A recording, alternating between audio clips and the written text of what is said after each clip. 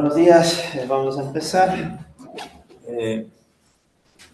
Tanto compas presenciales, que ya ahorita llegaron algunos más, compas virtuales.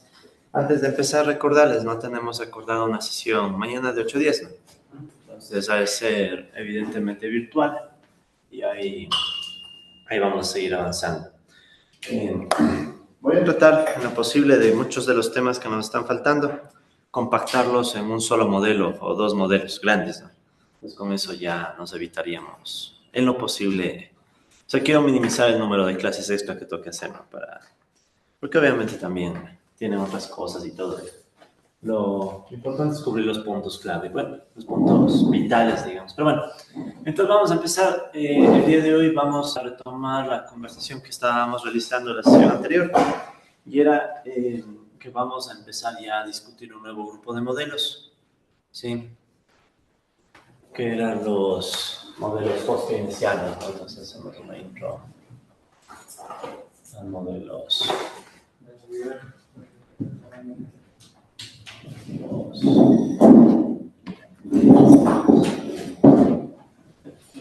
De esto hablamos en la sesión anterior.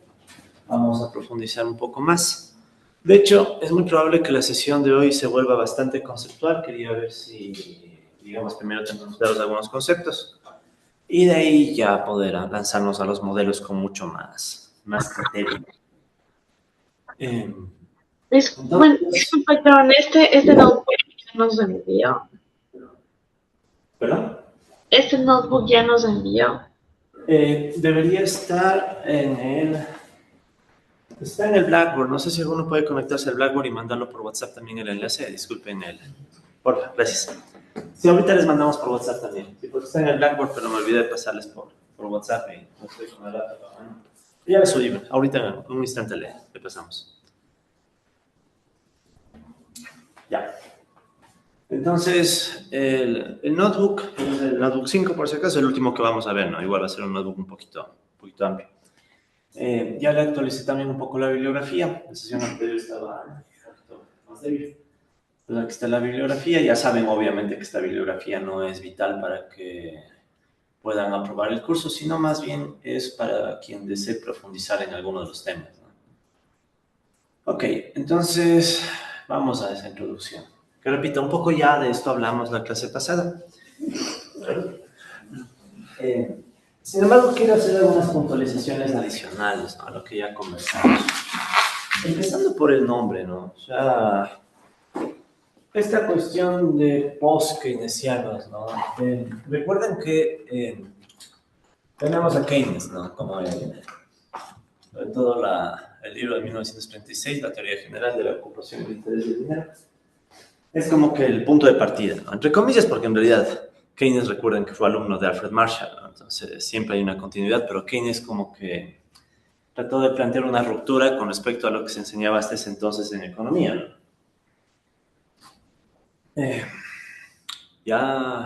¿Cómo pasa el tiempo? 90 años, ¿no? De la obra de Keynes. Entonces, claro, uno a veces dice que bestia, desde Keynes la economía cambió y un enfoque diferente, pero bueno, en realidad ya va a ser casi un poco más de 100 años, ¿no? De Keynes. Entonces, tan nuevo tampoco es. Pero bueno, lo importante. Keynes plantea su teoría general de la ocupación del interés del dinero y vamos a profundizar un poco más en Keynes. Pero ahorita el tema del nombre. Una vez que viene Keynes y plantea digamos que Keynes lo que hace en su obra, entre muchas cosas, ¿sí? Keynes lo que hace, entre otras cosas, es plantear una crítica al enfoque neoclásico, a los neoclásicos. Esto llama la atención porque, miren, los neoclásicos, si somos un poco fieles a la historia del pensamiento económico, ya estaban desde antes de Keynes, ¿sí? Como les digo, entre los primeros neoclásicos podríamos mencionarle al propio Alfred Marshall mismo. Recuerden que ya estamos hablando en el mundo post-Walras, ¿no? O sea, ya apareció Walras, ya tuvimos los aportes de los marginalistas, Jevons, Menger, etc. ¿Sí?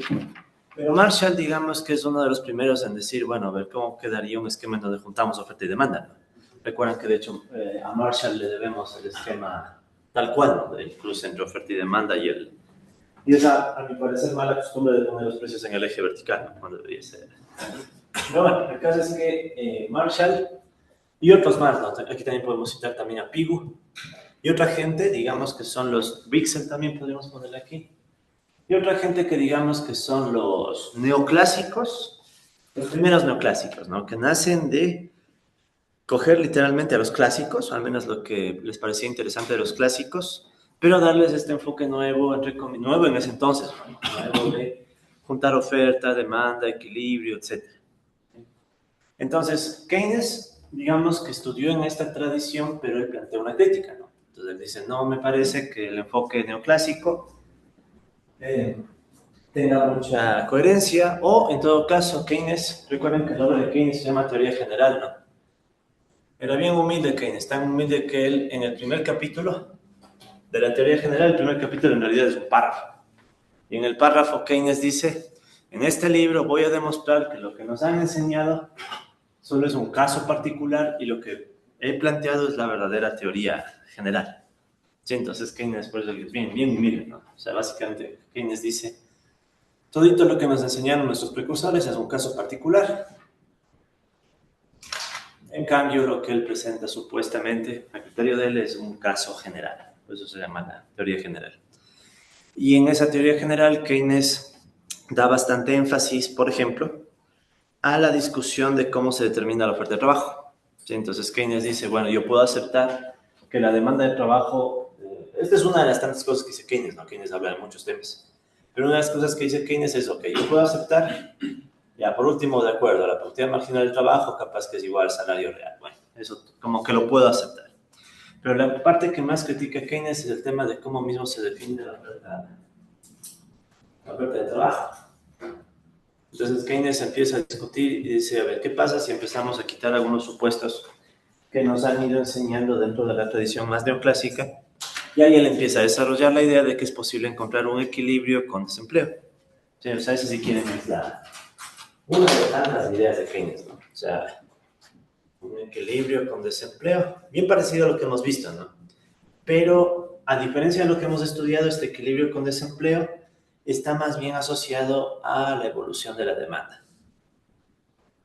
Sí, o sea, en Keynes la demanda va a ser una variable clave para entender la dinámica económica.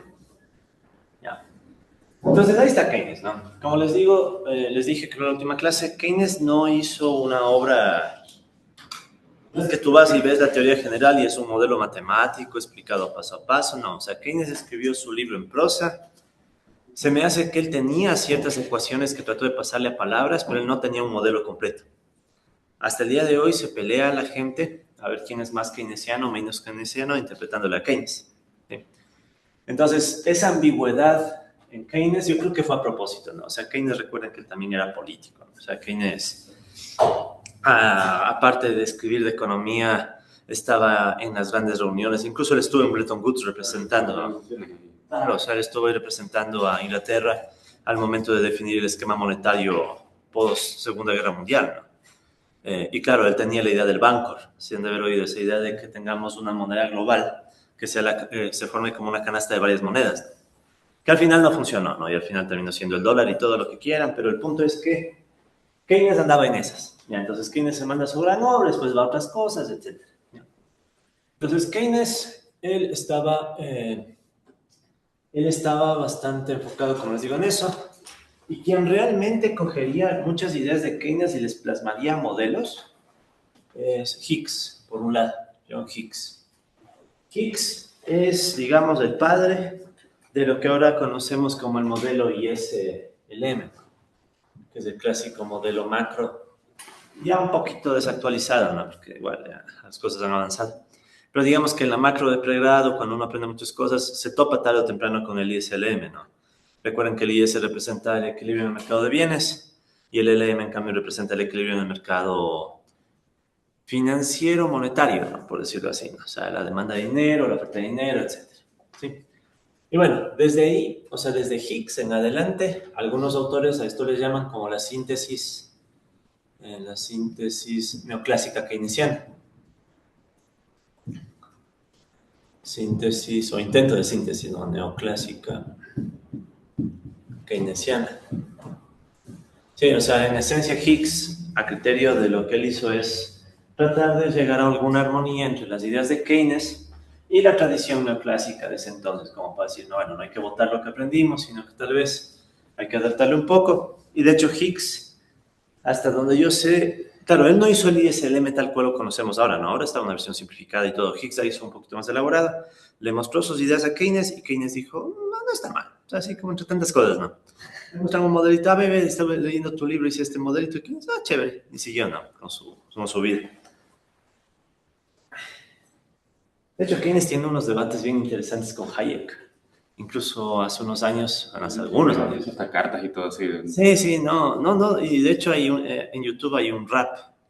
Sí, una versión hecha rap del debate entre Keynes y Hayek. Algunos videos, ¿no? De Keynes y Hayek. Sí, creo que sí. Al menos el primer video me gusta. El primero. Ya los otros como que le saturan a la idea original, ¿no? Pero el primer video me gusta bastante. Ahí está Keynes, Hayek. Claro que es más sesgado hacia Hayek el video, ¿no? O sea, si uno le lee con calma, le bebe, pero no está mal. Sí, porque Keynes, de hecho, en sus debates con Hayek, en el fondo ambos se llevaban súper bien y se tenían un respeto mutuo, ¿no? Intelectualmente hablando, tenían contradicciones, pero se respetaban. De hecho, cuando muere Keynes, Hayek da unas entrevistas. Y son chéveres porque esas entrevistas están en YouTube. O sea, en YouTube incluso ustedes pueden ver videos de declaraciones de Keynes, literalmente, ¿no? O sea, es chévere YouTube. El caso es que Hayek hay una entrevista en la que le dicen qué opina de Keynes. Y él dice, no, Keynes era un tipo brillante, o sea, eso no se niega, o sea, pero no sabía economía. Ahí empieza, no la pican, o sea, decía, Keynes sabía lo básico de economía, pero no profundizó ni siquiera en el conocimiento de la época. Estaba más preocupado de la política, de todo esto. Y entonces Hayek como que, incluso ya muerto Keynes, ahí seguía metiendo cizaña, ¿no? Pero hay que reconocer que en un plan bien respetuoso, ¿no? O sea, él decía, no, en realidad el tipo era tan genio que no tenía tiempo para estar perdiéndolo en economía. Entonces, ahí había esa crítica, ¿no? Hayek decía que Keynes no sabía suficiente economía, etcétera. Pero lo importante, no. Sale Keynes, como les digo, después viene la síntesis neoclásica keynesiana de Higgs. Luego esto sería criticado, ¿no? O sea, hoy en día la economía ortodoxa ya no es eso, ¿no? Es mucho más avanzada. Sí, de hecho,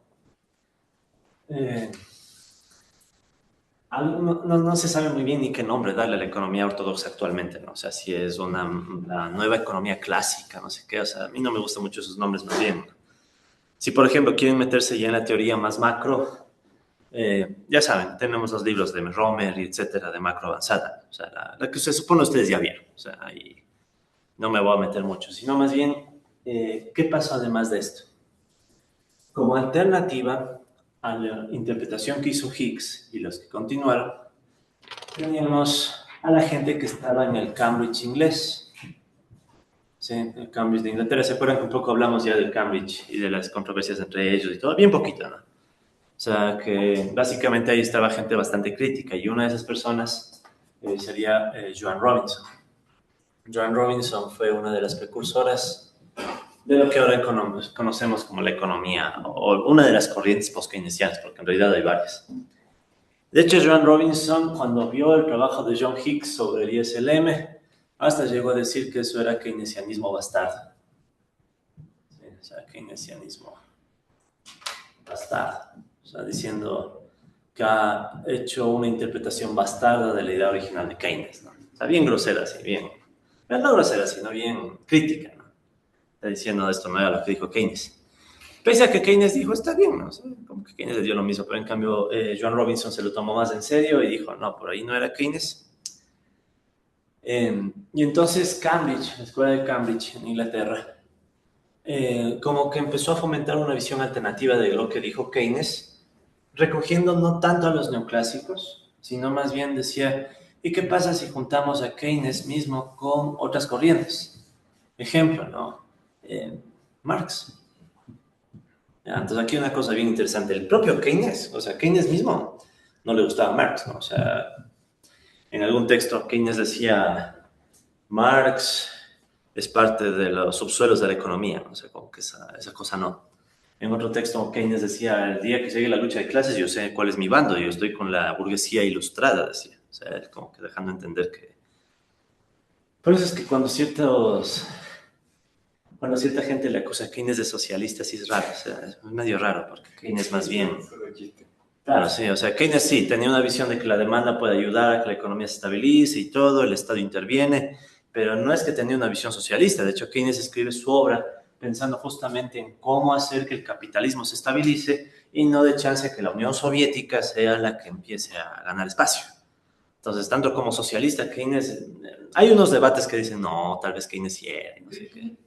Yo creo que Keynes es también una respuesta a evitar la expansión del comunismo, como decían ellos. Sí, no solo para tratar de componer el sistema y evitar la expansión del comunismo. Sí, no solo el comunismo, sino que recuerden que Keynes era bien consciente de que era un mundo post Primera Guerra Mundial, pero ya con aires de que podía volver a pasar, ¿no? Keynes tiene un texto que se llama Las consecuencias económicas de la paz, en donde él empieza a decir, ya, el Tratado de Versalles es un relajo que nos va a provocar una nueva guerra. Cierto. ¿Y qué pasó? O sea, Keynes como que ya tenía visto que si el capitalismo no se estabilizaba después de la Gran Depresión, tarde o temprano iba a haber otra vez una guerra. Entonces, digamos que esas eran un poco las intenciones de Keynes, ¿no? O sea, Keynes no es que... Les digo, Keynes y Marx no. O sea, Joan Robinson tenía un mal chiste, no sé qué tan mal chiste, que decía, cada vez que se citaba a Marx, Keynes le daba urticaria, ¿no? Como que saca eso de aquí, me da alergia.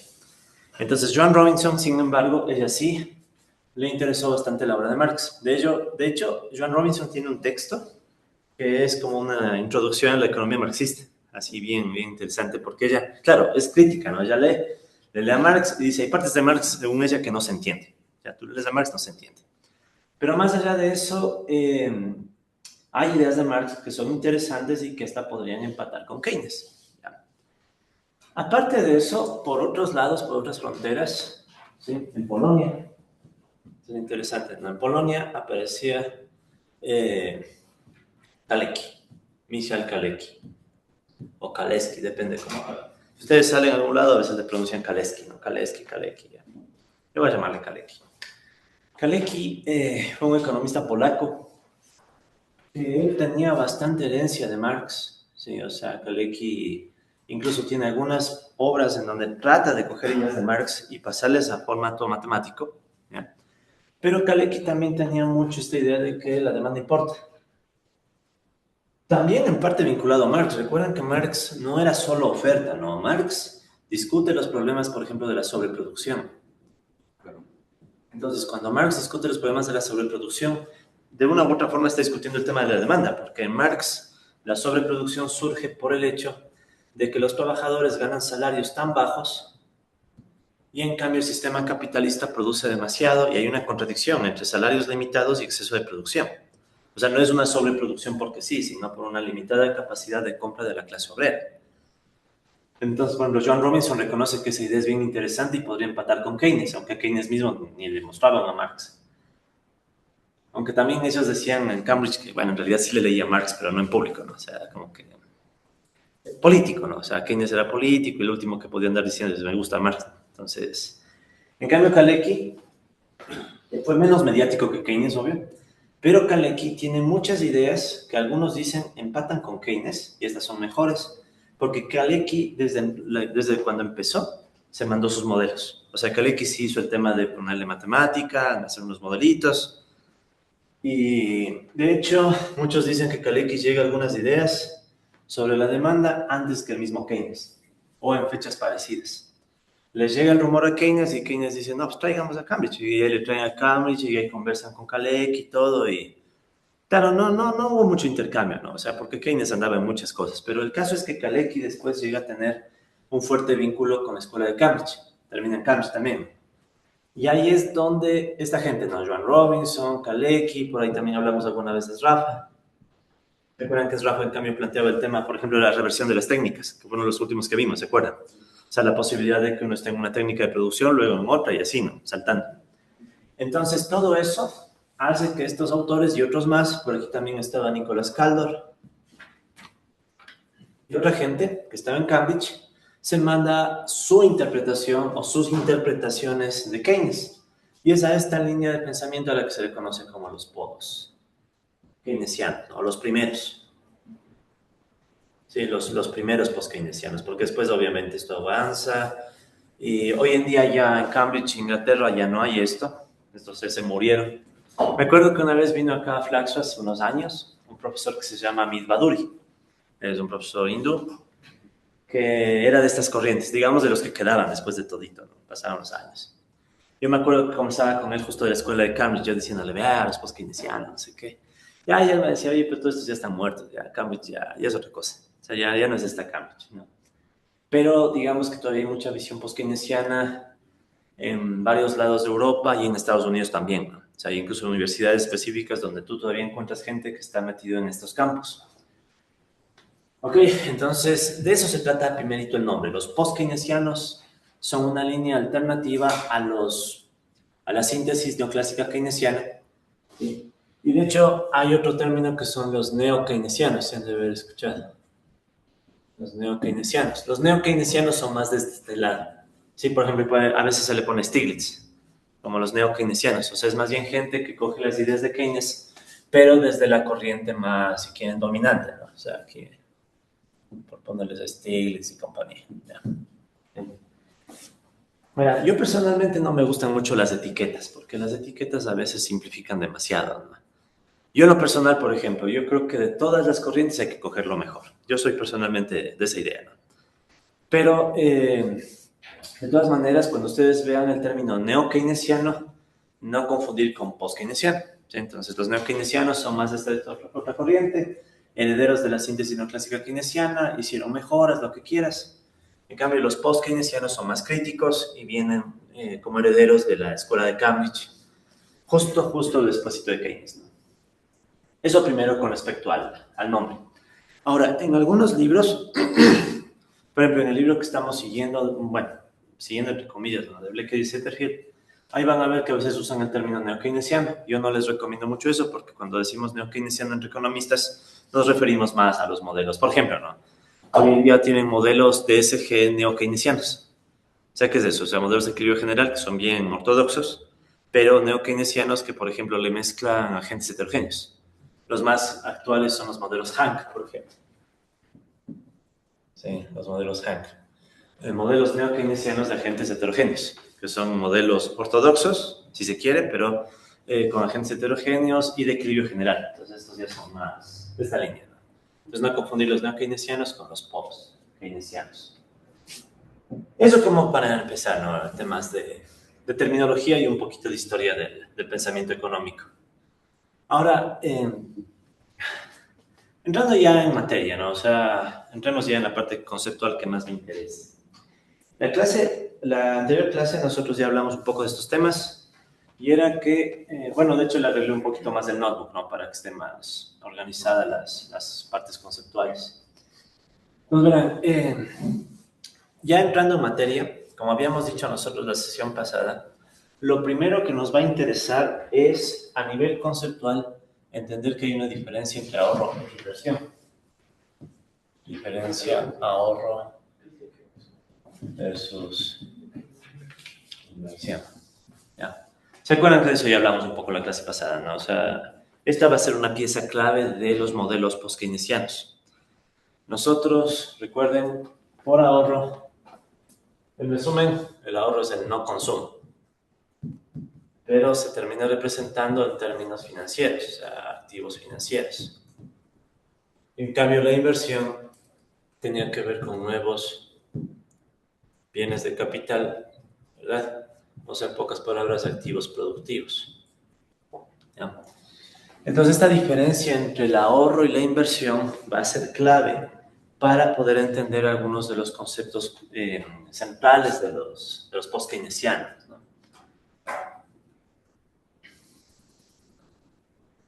Ahora, no profundizo más en esto, ustedes lo pueden leer y aparte ya hablamos de esto en la sesión anterior, ¿no? Por eso, tal vez solo resaltar esto más, ¿no? O sea, cuando uno hace esta distinción, o sea, cuando uno distingue entre el ahorro y la inversión, esto da chance a que le podamos dar un rol más activo a la demanda, ¿no? Un rol más activo a la demanda.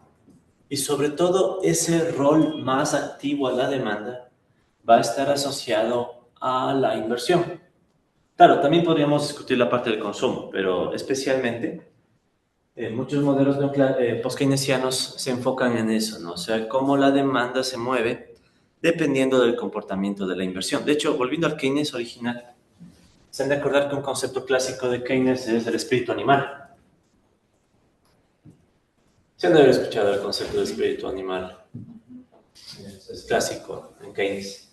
O sea, esta idea de que un día los economistas, los inversores se despiertan motivados y de la nada deciden invertir porque están motivados. O sea, es como que un espíritu animal, si los animal spirits les motivaran a invertir. Entonces, noten, ¿no? Esa idea es la que se traslada acá, ¿no? O sea, es la inversión, la variable clave, digamos, o una de las variables clave para entender cómo se va moviendo la demanda. Entonces, más o menos por ahí va la historia, ¿no? Que la inversión tiene un comportamiento propio que no depende de la otra.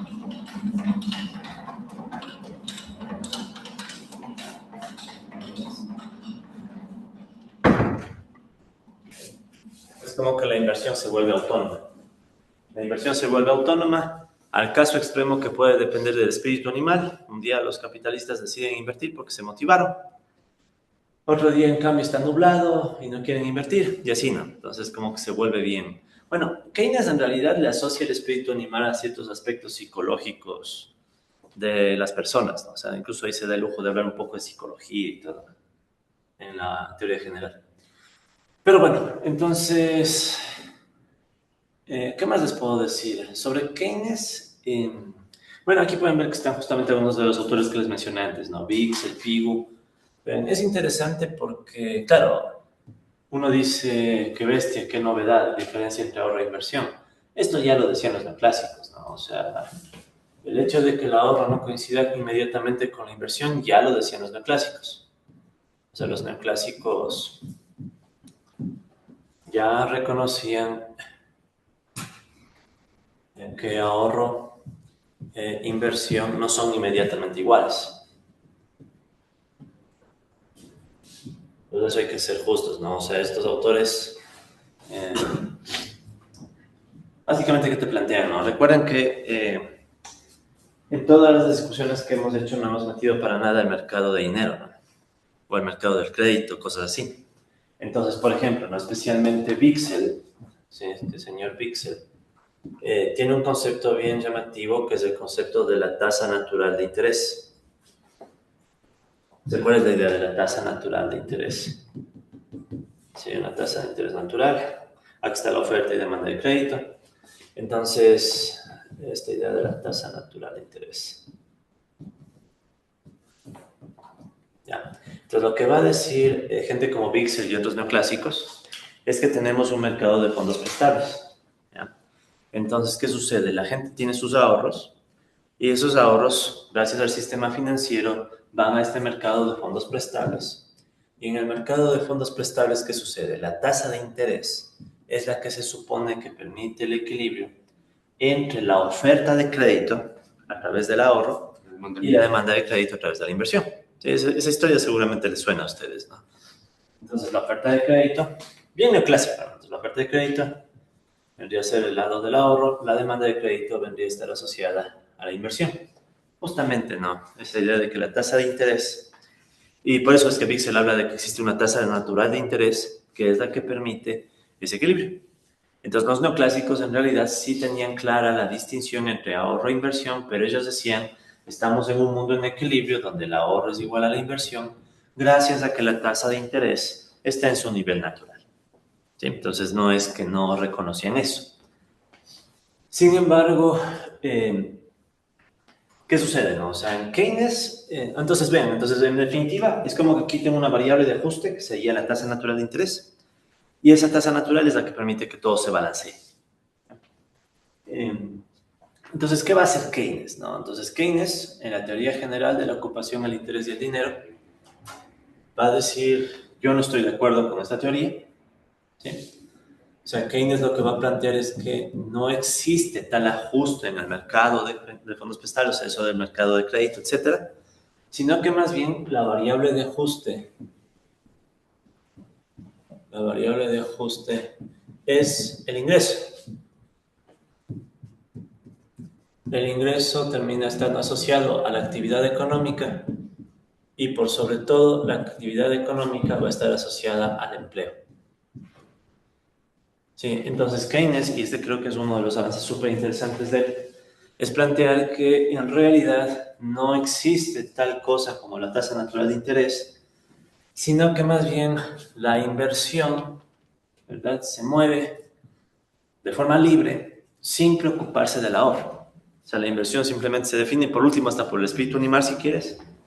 Incluso aquí pues, el espíritu animal. Esa es la que le mueve a la inversión. Esa inversión después, ¿qué va a provocar? Va a provocar que se ajuste el ingreso. Bueno, primero, la inversión, digamos. Supongamos que los capitalistas amanecen motivados. Quieren invertir más. ¿Ya? Entonces, ¿qué va a provocar eso a nivel de la demanda? Va a subir la demanda. De hecho, siendo más estrictos, sube la demanda efectiva. Este es un concepto clave en el enfoque keynesiano. ¿Qué es esto de la demanda efectiva? Este concepto estaba desde Adam Smith, desde la demanda efectiva. Es en esencia una demanda con capacidad de compra real. ¿Sí? Entonces, porque claro, hay gente que va a demandar, ejemplo, ¿no? Si uno con hambriento quiere alimentos, va a demandar alimentos, pero ¿cuál es el problema del hambriento? Que si es pobre, por más que tenga esa necesidad de comprar y quiera demandar, si es pobre simplemente no va a formar parte de la demanda efectiva, o sea, lo que efectivamente presiona el mercado. De hecho, siendo crueles, ¿no? Si alguien no tiene ingresos, simplemente no pertenece al mercado, está fuera. O sea, es la realidad, ¿no? O sea, en cualquier modelo que ustedes hagan, cualquier persona que quiera comer, literal, pero no tenga plata, está fuera del mercado. O sea, eso es un hecho. De hecho, yo me acuerdo alguna vez hace años, yo estaba por cosas de la vida, ¿no? Estaba revisando un libro de micro, de esos típicos manuales de micro que se utilizan en el MIT. Estaba leyendo de pregrado. Y claro, en una de las partes dejaban bien claro, ¿no? O sea, empezamos asumiendo que en esta teoría las personas tienen el ingreso suficiente como para darse el lujo de escoger. Y empieza toda la teoría micro, ¿no? El consumidor y todo. En todo caso, compas, esa es la idea de demanda efectiva. Cuando hablamos de demanda efectiva, significa que tiene verdadero poder de compra. ¿Sí? Poder de compra. Este concepto también va a ser importante, ¿no? Entonces, ¿qué pasa? Cuando los empresarios quieren aumentar su inversión, eso va a aumentar su demanda efectiva, su verdadera capacidad de compra. ¿Y eso qué va a provocar? A través de cosas como el efecto multiplicador, etcétera, va a permitir que aumente el ingreso. ¿Sí? Hay más demanda, entonces la economía se expande. Hay mayor ingreso porque tenemos mayor actividad económica. ¿Sí? Ojo, estamos en un mundo que no tiene pleno empleo, ¿no? Un mundo con desempleo. Entonces, los trabajadores, ¿qué va a pasar aquí? Como existe mayor ingreso, por tanto va a aumentar, entre otras cosas, el empleo. Bien intuitivo, ¿no? O sea, esto creo que está bien. O sea, la idea de Keynes fue tan potente que hasta el día de hoy no suena, ¿no? O sea, si sube la demanda, hay más actividad económica y es de esperar que aumente el empleo. Por eso es que hasta nos preocupa hoy en día cuáles son los discursos. Hay que traer la inversión hasta extranjera, ¿verdad? ¿Con qué fin? Llega la inversión, incluso extranjera, porque aumentará el ingreso, la actividad económica y por tanto habrá más empleo. Ya, real o no real, pero el caso es que ese discurso hasta ahora suena, ¿no? Esa idea intuitiva, ¿no? Claro, esa idea intuitiva. Pero ojo, no es que solamente va a crecer el empleo directamente por los que inviertan, sino que ahí viene temas como el efecto multiplicador. ¿A qué me refiero? Digamos que, ya, supongamos que llega una empresa extranjera y construye una carretera aquí en el Ecuador. A ver, si pongámosle bien básico el ejemplo. Esto les va a sonar. O sea, llega aquí, quiere construir una carretera, tiene que pagar a su gente. Ya, listo. Entonces contrató gente, pero a la vez, ¿qué va a hacer la gente con el dinero que recibió? O sea, esa gente con el dinero que recibió va a consumir dentro del mercado local. Entonces, ¿qué va a provocar? Va a provocar que se compren cosas del mercado local, que eso a su vez va a demandar más gente. Y viene el efecto multiplicador, ¿no? Entonces, este gasto genera otro gasto. Después, para producir los alimentos para los trabajadores, resulta ser que van a comprarle las hortalizas, las legumbres, etcétera, en el mismo mercado. Y ahí surge el efecto multiplicador. Pues el efecto multiplicador no es solo por las personas involucradas directamente en la inversión, sino por todas las personas que esa inversión vayan jalando, porque a la vez ingresos que van llegando a la economía harían que, por ejemplo, un dólar adicional de inversión genere más de $1 en ingresos, ¿no? 1.5, supongamos, exageremos el multiplicador. ¿Ya? ¿Sí han oído eso del multiplicador keynesiano, ¿no? Les debe sonar y aparte deben saber que hay críticas y hay todo un debate si realmente existe o no existe el multiplicador.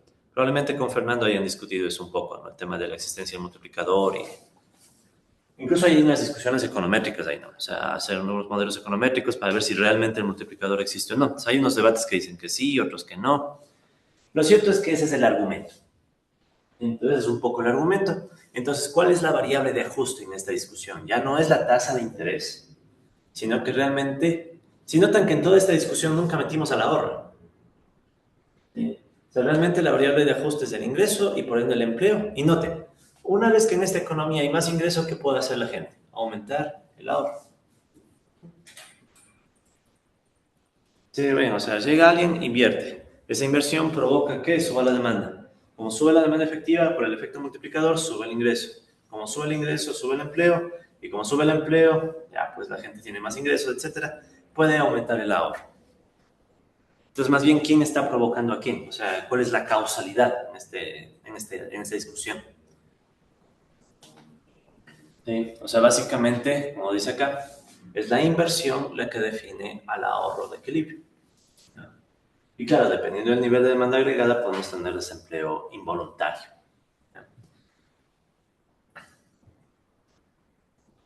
De hecho, no solo suena, sino que en ciertos casos tal vez sí es real, ¿no? Este punto, ¿no? O sea, de hecho, si es que nosotros aceptamos esta lógica, ¿sí? O sea, resumamos otra vez la lógica, ¿no? Entonces, podríamos llamarle así. O sea, en este enfoque hay una causalidad que va desde la inversión al ahorro, ¿no? O sea, noten que aquí estamos discutiendo esa idea, ¿no? Entonces, repito, ¿no? Sube la inversión. Entonces, si sube la inversión, va a subir la demanda efectiva.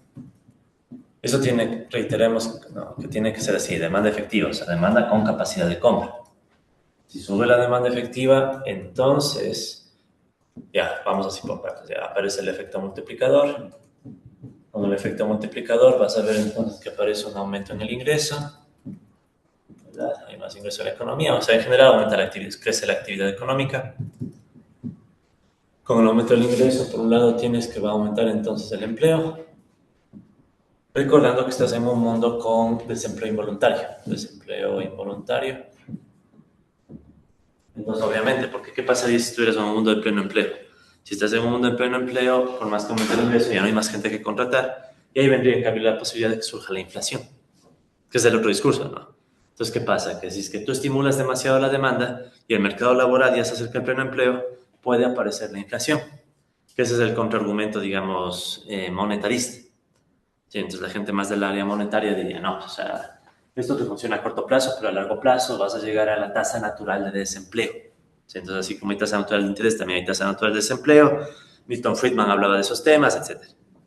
Pero si estamos en un mundo donde hay suficiente desempleo involuntario, subirá el empleo por un lado y por el otro lado, si hay más ingreso, resulta ser que va a permitirse un aumento del ahorro. ¿Sí? Entonces, ese sería un poco el discurso tanto de Keynes, ¿sí? Palabras más, palabras menos, y también de los post-keynesianos, ¿no? O sea, los post-keynesianos entonces argumentan que existe esta línea de causalidad, y esa línea de causalidad permite entender unos fenómenos como lo que se conoce usualmente como la paradoja del ahorro. No me la voy a copiar para no escribir mucho. Pero esto es interesante, ¿verdad? Esta paradoja, ¿no? La paradoja del ahorro que uno puede encontrar si acepta esta lógica, ¿no? Entonces, ¿qué dice la paradoja del ahorro? Yo creí que esto estaba... Bueno, ya. Una paradoja bien interesante, ¿verdad? Dice, a ver, si aceptamos esta lógica, ¿ya? Si aceptamos por un momento que esta lógica es real, verán, recuerden que el profe no necesariamente es post-keynesiano, ¿no? O sea, yo les estoy tratando de transmitir lo que dicen los autores, yo tengo mi propia visión, no siempre, verán, yo personalmente no creo que esto siempre sea correcto, ¿no? Como tampoco creo que los modelos marxistas sean siempre correctos, ni los neoclásicos, yo creo que todos tienen su matiz, ¿no? O sea, yo personalmente tengo esa visión, ya cada vez me vuelvo más ecléctico. O sea, en el fondo soy marxista, pero ecléctico, ¿sí? O sea, yo creo que tarde o temprano todos van a converger a que Marx tenía razón, pero hay que demostrarlo. Esa es mi visión, ya, pero es mía. Entonces, y que tarde o temprano el capitalismo deberá caer. Entonces, esa es mi visión, ya, pero más allá de mi visión, compas, si es que uno acepta el enfoque post-keynesiano, Entonces, ¿qué sucedería? Dice básicamente que pueden surgir paradojas como esta. Supongamos una situación en donde aumenta la incertidumbre. Entonces, aquí aparece otro concepto que es clásico de los post-keynesianos. ¿Sí han oído ustedes la diferencia entre riesgo e incertidumbre? Sí. Justamente aquí en Flaxo pegó mucho eso. Es que verán, Flaxo tuvo mucho contacto con varios post-keynesianos. Entonces, muchos post-keynesianos incluso han venido acá y han sido profesores. Yo he tenido incluso algunos profesores post-keynesianos, ¿no? En su momento. Entonces, por eso es que también trato de, a pesar de que no crea plenamente en la visión, trato de transmitir lo que mejor pueda. Y, por ejemplo, incertidumbre. Cuando hablamos de incertidumbre, nos estamos refiriendo a que no conocemos, ¿verdad? No conocemos los estados del mundo y, por tanto, tampoco conocemos las probabilidades en las que pueden suceder esos estados, dependiendo del nivel de incertidumbre.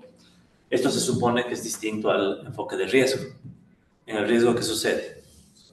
Tienes tú que sí conoces los estados, ¿verdad? O sea, los estados del mundo se conocen y conoces la distribución de probabilidad.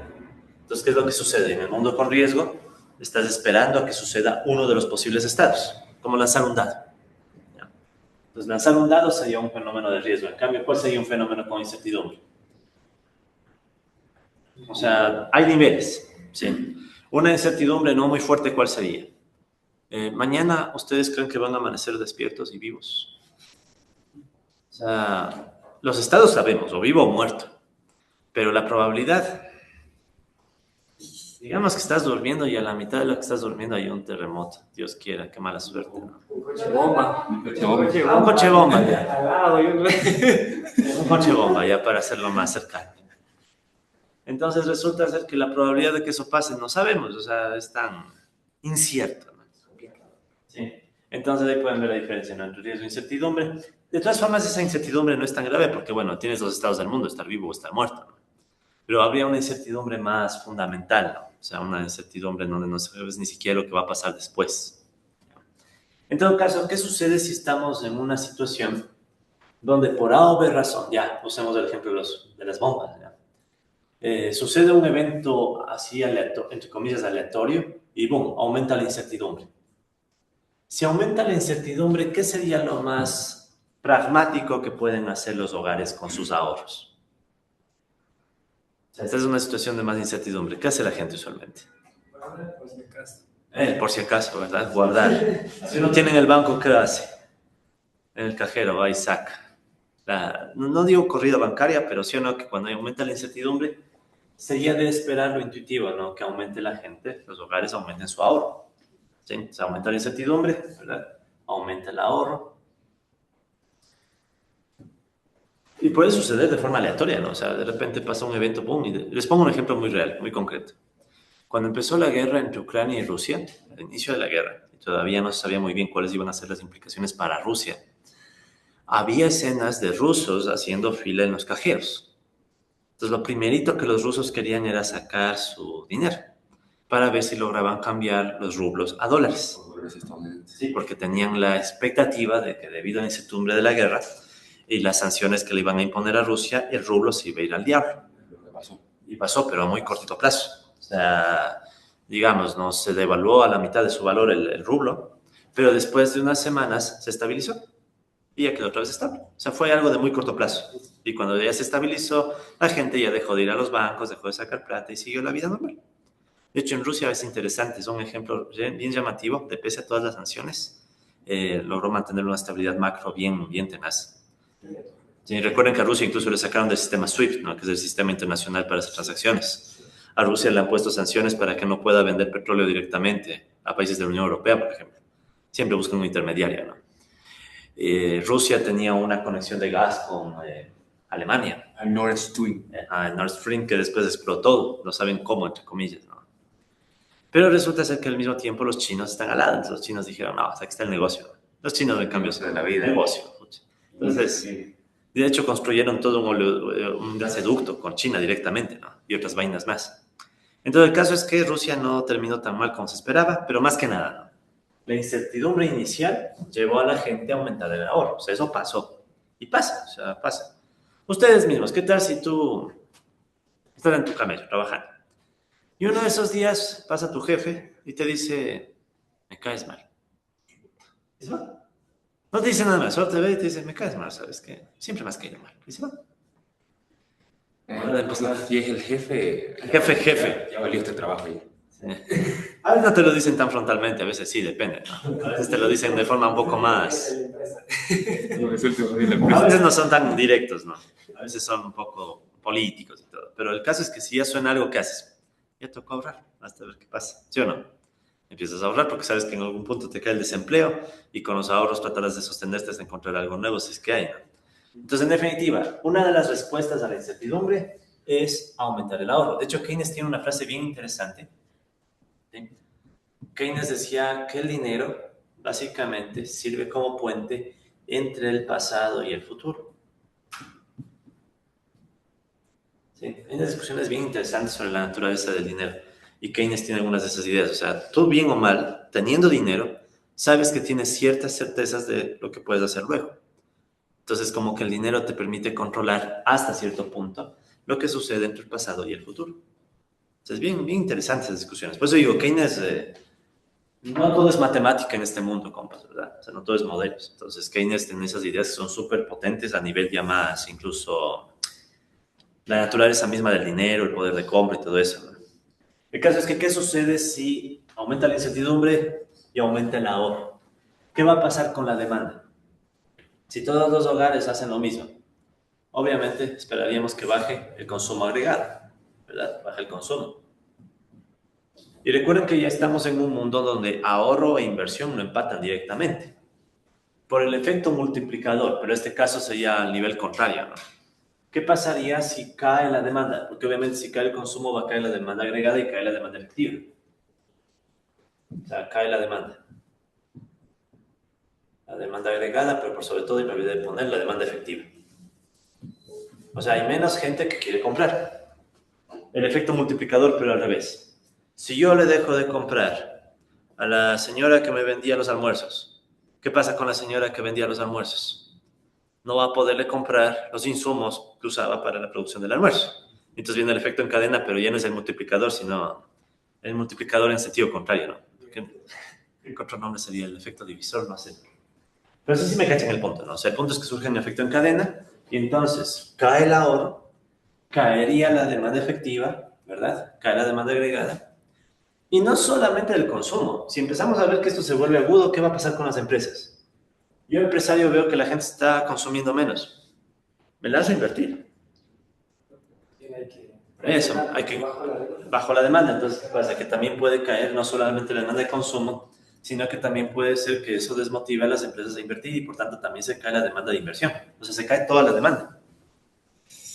Entonces, pongamos un ejemplo aleatorio, ¿no? Así, solo por decir.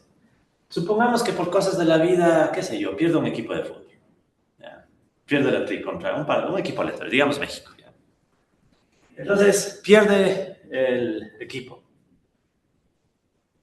No necesariamente la gente va a aumentar su ahorro, ¿no? Obviamente, ¿no? O sea, es como que no conecta mucho por ahí, pero ¿por dónde sí puede conectar? Como la gente ve que el equipo pierde, baja sus deseos de comprar cosas, ¿verdad? Ya la gente no compra la camiseta, ya no compra el gorro. ¿Y qué pasa con todas las personas que estaban motivadas a invertir en el negocio? Se han de haber visto full locales que antes del partido, fucha, todo amarillo. Los que han ido a mercados populares, fucha, era increíble. Un día antes, todito amarillo, todito. La gente se compra las cosas, las camisetas, los gorros, todo.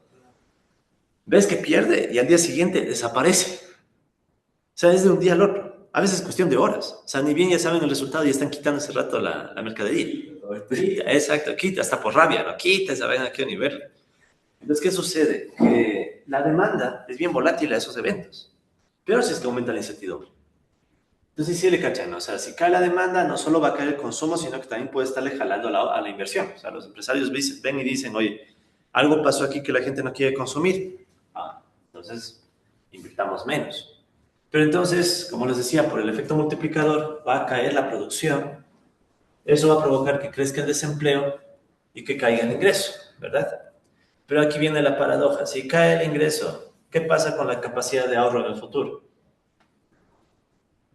O sea, ¿qué va a pasar con el ahorro que la gente pueda generarse luego si el ingreso está cayendo? O sea, cae el ahorro. ¿Pero con qué empezamos? Un momento. con un aumento del ahorro. Entonces ahí está la paradoja del ahorro. El aumento del ahorro hoy, por una cuestión de aumento de la incertidumbre, puede provocar que el mismo ahorro en el futuro caiga. Eso se le conoce como la paradoja del ahorro, el enfoque keynesiano. Entonces, y sí es paradójico, ¿no? Porque la incertidumbre puede surgir en cualquier momento, cualquier evento, ¿no? Pero si eso aumenta el ahorro, según este enfoque, y aceptando esta causalidad, ¿sí? Al final el mismo ahorro se va a ir estancando. Y si cae el ahorro, ya depende, ¿no? O sea, el siguiente grupo de eventos, ya, o sea, ya. Pero digamos que ahí se cierra la paradoja, ¿no? Una pregunta. Ahí necesariamente hay como una crítica de que, como lo que decía, no necesariamente puede ser que se convierta en ahorro, sino se convierta en otra demanda. ¿En qué sentido? O sea, específicamente de que en el ejemplo de las camisetas, Ya, a ver. no es que los ecuatorianos van a ahorrar más, sino a lo que se refiere, no se convierte totalmente en ahorro, sino es tal vez en consumo en otra cosa, en demanda en otra cosa. Claro, no, en ese caso sí, sino que bueno, yo estaba volviendo al ejemplo de la incertidumbre, ¿no? Sí, sí, no, lo de las camisetas era solo para ver que está bien atado el consumo con la inversión. Sí, Es más para eso, ¿no? Pero en el mismo caso, tomemos el mismo ejemplo de las camisetas, ¿no? Digamos que fue una pérdida tan triste que uno no quiere ni salir de la casa. Esas pérdidas que uno dice, pudo ganar. Ir a tomar. No, tan que ni ganas ni de tomar, solo uno quise a dormir. Ya va a dormir. Hay, por ejemplo, sí o no, que no hay un reemplazo de demanda. Ahí lo que pasa es una caída. Bueno, lo que dijo el compa sería un reemplazo de demanda, ¿no? Me voy a tomar, ya, para quitar el despecho. Entonces sería un cambio en la demanda, ¿no? Entonces, claro, o sea, hay opciones, ¿no? Pero yo estoy pensando en un escenario ya de incertidumbre brutal, ¿no? Como les digo, tipo guerra, cosas así, ¿no? Otro ejemplo de incertidumbre, clarita. ¿Qué pasa cuando escuchas que tal banco grande quebró? O cerró, o va a pausar Era pausar su actividad. se va a ir de feriado, una semanita. Con el agregado de que hace unos días alguien te salió a decir que jamás incautaron los depósitos. Se me cachan el ejemplo, ¿verdad? Entonces, ¿qué pasa? ¿Qué hace la gente? Corre rápido a sacar la plata. O sea, por eso digo, o sea, pese a que no necesariamente uno es keynesiano, yo en este punto creo que hay algo, ¿no? O sea, hay una intuición interesante, ¿no? Pero bueno, compas, entonces esa es una posibilidad, ¿ya? No necesariamente tienen que estar plenamente de acuerdo, pero esa es un poco la idea de la paradoja del ahorro, ¿sí? Avancemos un poco más. Ahora, verán, en todo lo que hemos conversado hasta el momento, hay un pasito inicial que hay que entenderle mejor. ¿Cómo así las empresas pueden, de la nada, entre comillas, aumentar la inversión? O sea, ¿cómo así? ¿Por qué? ¿Cómo lo logran? Porque si ven que todas estas historias han empezado así, ¿no? Supongamos que las empresas deciden aumentar la inversión. O sea, la pregunta es, ¿y cómo lo logran? O sea, sí le cachan, es como la chispa inicial, ¿no? Que permite mover todo el...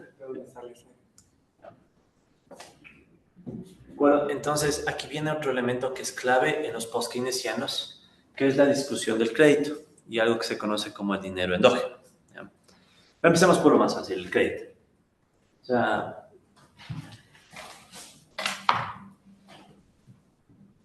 crédito. Ya. Pues verán,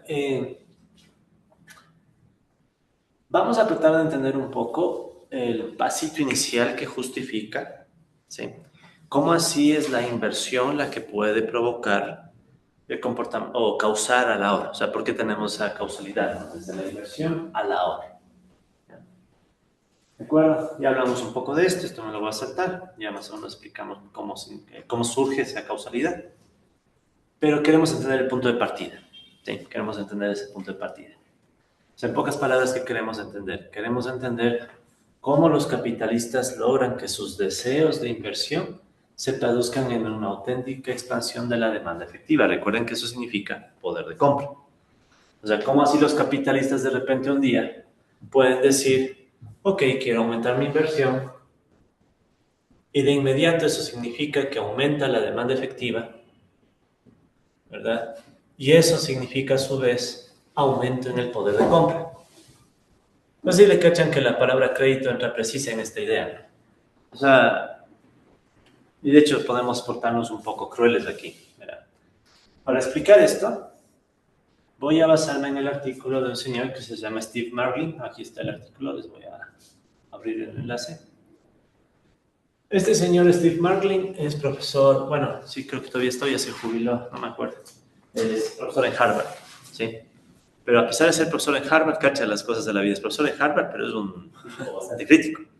Es medio post-keynesiano, a ratos tiene sesgos marxistas y todo, y es profesor en Harvard, ¿no?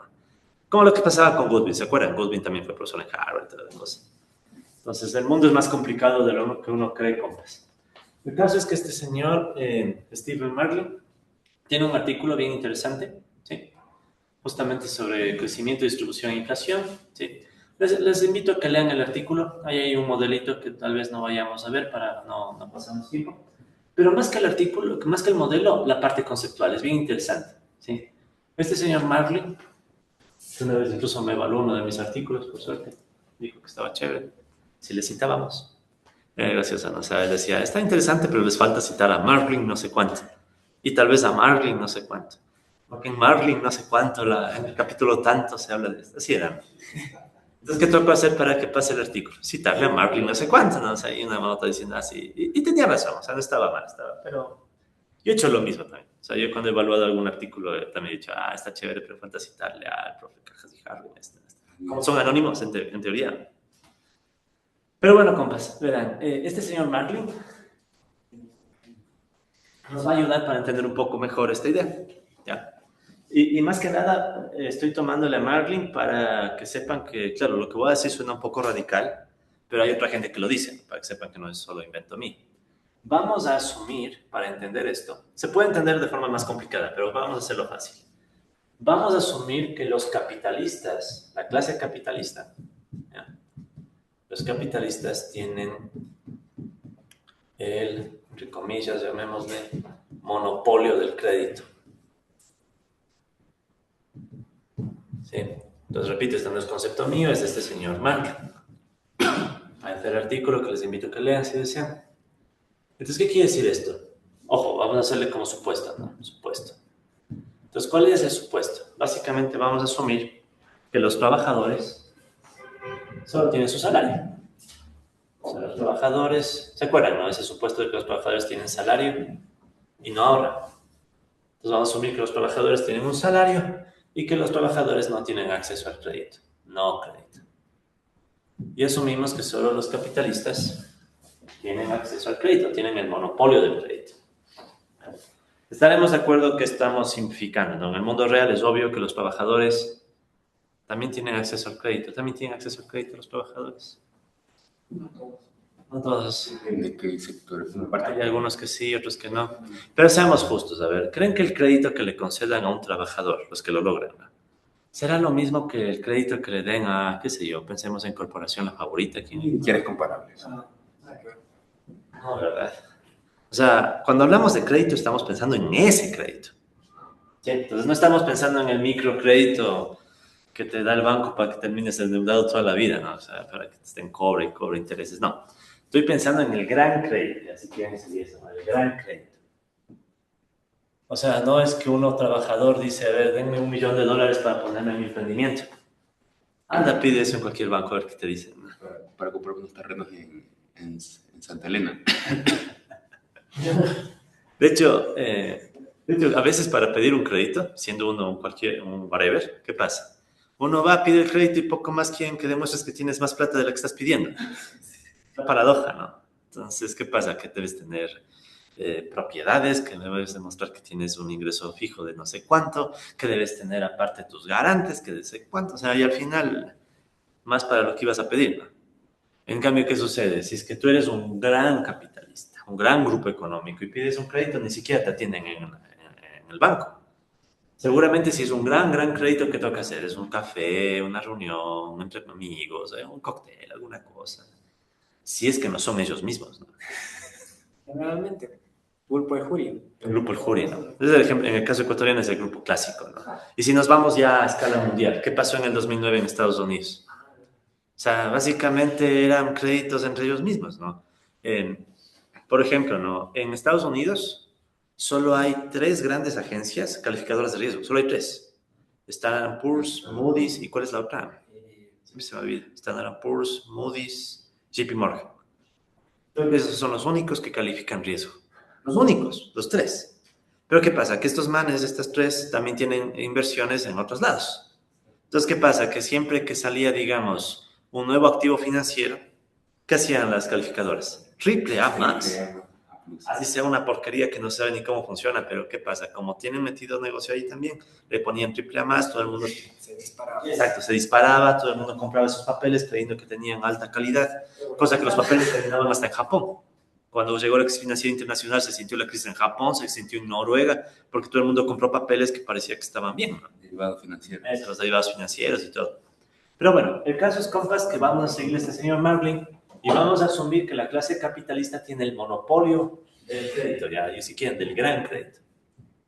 Cambio el obrero común, ya, vamos a asumir que ni tiene crédito. En el caso ecuatoriano, escúchale, hasta ahora, ¿no? El tema de la bancarización es bien complicado, ¿no? Hasta ahora. Así hay que darle un punto a las cooperativas y a las asociaciones. No sé. Manejadas bien, porque... No sé, porque verán, el otro día yo iba... ¿Saben? Uno es de sectores populares, yo vi un chillo gallo. Ya, entonces ahí yo salgo y a veces están las señoras que venden las legumbres. Eso más, hay una connotación de género, siempre son las señoras, rara vez es el señor, ¿no? Siempre son las señoras. Entonces, disculpe, y los niños, ¿no? Pero bueno, el caso es que estaban ahí y yo veía un código QR. Entonces resulta ser que, claro, los del Banco Pichincha llegaron hasta allá y para comprarte una lechuga puedes pagar con de una, o sea, con la aplicación. Bancarizados. O sea, los del Banco Pichincha se han portado. Esos son el verdadero Banco Central del Ecuador. Disculparán. Ellos y otros más son el Banco Central. Es como, estamos en la época del Banco Comercial y Agrícola, ¿se acuerdan? El Banco Comercial y Agrícola era el primero de los primeros grandes bancos que había en Ecuador, que emitía su propia moneda. Allá justo antes de que venga a tener el Ecuador el Banco Central. Entonces el Banco Comercial y Agrícola era como el Banco Pichincha más grande, ¿no? Emitían su propia moneda, hacían lo que querían, hasta que llegó la misión Kemmerer y definitivamente decidieron poner el Banco Central. Pero para ello el Banco Comercial y Agrícola estaba en decadencia. Pero ese era, digamos, el gran banco, lo que ahora sería el Banco Pichincha, ¿no? Crea su propio dinero y todo. En fin, compas. El caso es que, volviendo al tema, si los capitalistas tienen el monopolio del crédito, entonces, ¿cómo hacen para de repente aumentar la inversión? Directo, ¿no? Piden acceder al crédito. O sea, el crédito les permite activar este mecanismo. O sea, de entrada los capitalistas dicen, quiero invertir más, bien, entonces tengo el apoyo del sistema financiero que me da el crédito para yo poder empezar el proceso. Sí se entiende la idea básica, ¿no? O sea, básicamente los capitalistas obtienen el crédito y ese crédito es el que permite financiar la inversión. ¿Sí? Sino que aquí viene entonces otra reflexión. Si aceptamos esa idea, que a mi parecer es bien lógica, aparece algo llamativo y es que entonces con el crédito se puede crear poder de compra. O sea, pensemos de buscar un momento. Si yo acepto esta idea, significa entonces que si aumentamos el crédito, obvio con el propósito de que las empresas puedan aumentar su inversión, eso de una u otra forma implica que está aumentando el poder de compra. Si notan lo llamativo de esto, o sea, la empresa, ¿de dónde sacó? O sea, yo voy al banco como gran empresario y le digo, ok, dame un crédito. Entonces, ¿qué hace el banco? A ver, pensemos de forma maldita, ¿no? Porque aquí siempre da ganas de meter el tema legal, institucional, todo. Olvídense de eso y piensen en el mundo real. Un gran empresario va a pedir un crédito. ¿Qué hace el banco? Le entrega unos fajotes de plata así por cientos, por millones. No, obvio, ¿qué hace el banco? Registro en cuenta. Un registro en una cuenta. Y ese registro es hoy en día incluso algo electrónico. O sea, simplemente en una cuenta, ¿cuánto necesitamos poner? Tenga. En el momento que el banco concede el crédito, en el mundo real, repito, olvídense de la institucionalidad, las reglas, las normas. En el mundo real, necesita tener el dinero. O sea, basta con que el banco diga, ¿sabes qué? Te pongo aquí este número. Después, institucionalmente, será necesario que tenga las reservas. Es más, ¿qué pasa si nunca hay una corrida bancaria? ¿Qué pasa si nunca hay una exigencia de liquidez del banco? Necesitaría tener las reservas. No es innecesaria Ni siquiera hace falta. O sea, si le pensamos, o sea, básicamente, ¿cómo el banco, o sea, cómo el sistema financiero, cómo el banco logra crear poder de compra? O sea, resulta ser, pensemos ahora, pensemos en un crédito ya más personal, ¿no? Yo voy y pido un crédito. Ah, mi pana está aquí de agente bancario. Sí, ¿cómo te va? Ah, ya, dame un crédito. Ya, claro, de una. ¿Cuánto quieres? Tanto. Ah, ya. Entonces coge y pone 10,000. Está acreditado de tu cuenta $10,000. Ya. O sea, ¿de dónde salió el poder de compra? Esa es la pregunta.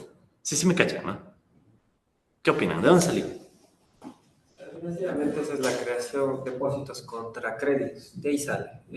No, pero es que es simple, o sea... Necesitas los depósitos para crear el... No, pero es que es simple, o sea... Sí, pero es que para poder crear el pasivo porque para el banco son pasivos los créditos, tienes que tener depósitos, o no puedes. No, esa es la pregunta. Es que esa es la restricción, no se puede. ¿Por qué no? Porque financieramente si vos no tienes $1,000, no puedes prestar los 1,000, punto. ¿Por qué no? ¿Por qué no? Esa es la pregunta, ¿por qué no? ¿Dónde vas a sacar? Es que Sí, ¿de dónde sí lo sale pueden hacer, obviamente.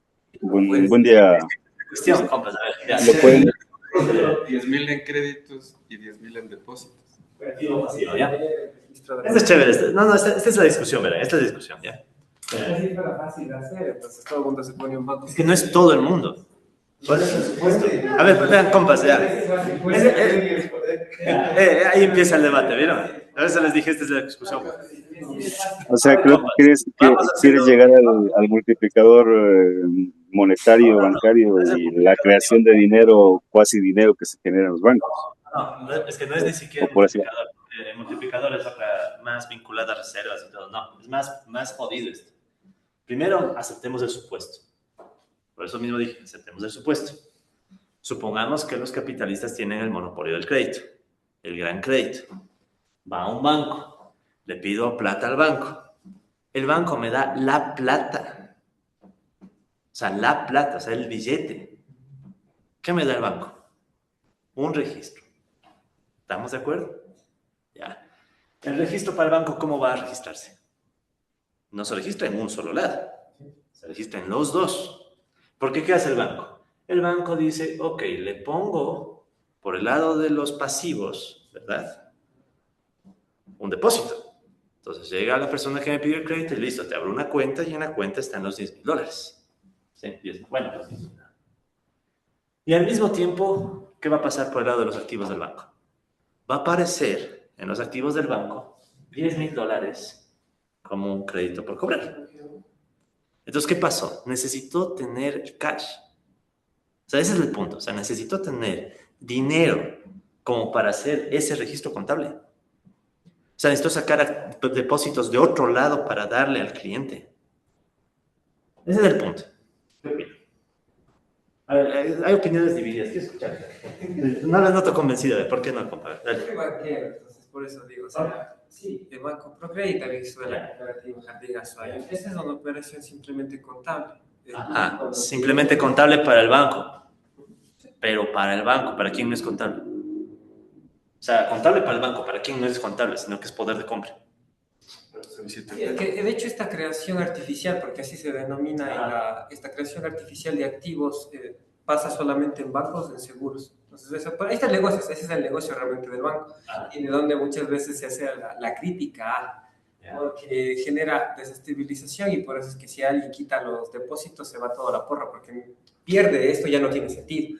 Y al banco se le da esa confianza de supuestamente saber manejar inversiones y todo eso y hacer intermediación. También a las COPES, justamente con ese riesgo. Y por eso es que cuando se quitan los depósitos de cualquier banco se va... Es por esto de aquí. Por eso es tanta importancia y tanto papeleo para poder dar un crédito y se pide un montón de collaterals y todo eso pensando en el fondo de caja futura. Pero repito, y esto estamos de acuerdo, al inicio todos estaban de acuerdo. No estamos hablando del crédito que se le da a un asalariado. Estamos hablando de crédito en general, independientemente del monto. JP Morgan hizo los papeleos. A ver, seamos honestos. JP Morgan hizo los papeleos para conceder las calificaciones de riesgos y los créditos a los que después se cayeron en la crisis del 2009. A ver, ahí Hugo. Sí, ya sí puede pasar con interés. Puede pasar. Sí. Les dejo verán, hay un documental súper chévere. No sé si hayan visto, les recomiendo full, Inside Show. Echaran una vistazo a este documental. Sí, si no han visto este documental es chévere, Inside Job, súper chévere, de la crisis financiera del 2009. No lo rescataron, estaba igual. Échenle un vistazo, ¿no? Pero bueno, el caso es que hay la posibilidad, ¿estamos de acuerdo? Hay la posibilidad. Se puede. Se puede usar más. T0, ¿no? ¿Y qué pasa en T1 cuando la empresa que ha pedido prestar dinero lo empiece a gastar? Entonces, va a necesitar el banco erogar ese gasto eventualmente. Sigamos. A ver. No, mira, este es chévere, ¿no? Me gusta el punto, a ver. Digamos. El capitalista tiene la inversión. Recuerden, estamos asumiendo un mundo abstracto todavía, ¿no? O sea, por eso puse el supuesto de los capitalistas solo son los que tienen el monopolio del crédito. ¿Qué hacen con la inversión? Supongamos que se contrata gente. Supongamos que todo es contratar gente. Entonces, ¿qué va a pasar? Esto se vuelve salarios. ¿Están de acuerdo? ¿Qué sería lo que pasa en T1? ¿Ya? ¿Esos salarios cómo se pagarían? De nuevo es un registro. Supongamos que hay un solo banco, para no estar haciendo un montón de test. ¿Ya? Para no hacer un montón de test. Si hay un solo banco, ¿qué haría el empresario? Ok, en mi cuenta ya no hay 10,000. ¿Qué va a haber? 0. Pero en la cuenta de los trabajadores, ¿cuánto va a haber? 10,000. Es que es el mismo banco. Ese sería T1, ¿verdad? Sí. Ya. Luego los salarios, ¿qué tenían que hacer los trabajadores? ¿Qué hacen con los salarios? Ya, tengo ahí, ahora son los trabajadores los que tienen en sus depósitos, en su cuenta, 10,000. ¿Qué hacen los trabajadores con eso? Bajo el supuesto que está acá. Si no tienen crédito, no ahorran. La única opción, ¿cuál es? Consumo. ¿Están de acuerdo? Consume significa comprar a quién. A las empresas. Entonces, ¿a dónde se van estos 1,000? Los trabajadores ya no tienen 1,000. Ahora, ¿quién tiene los 1,000? Otras empresas.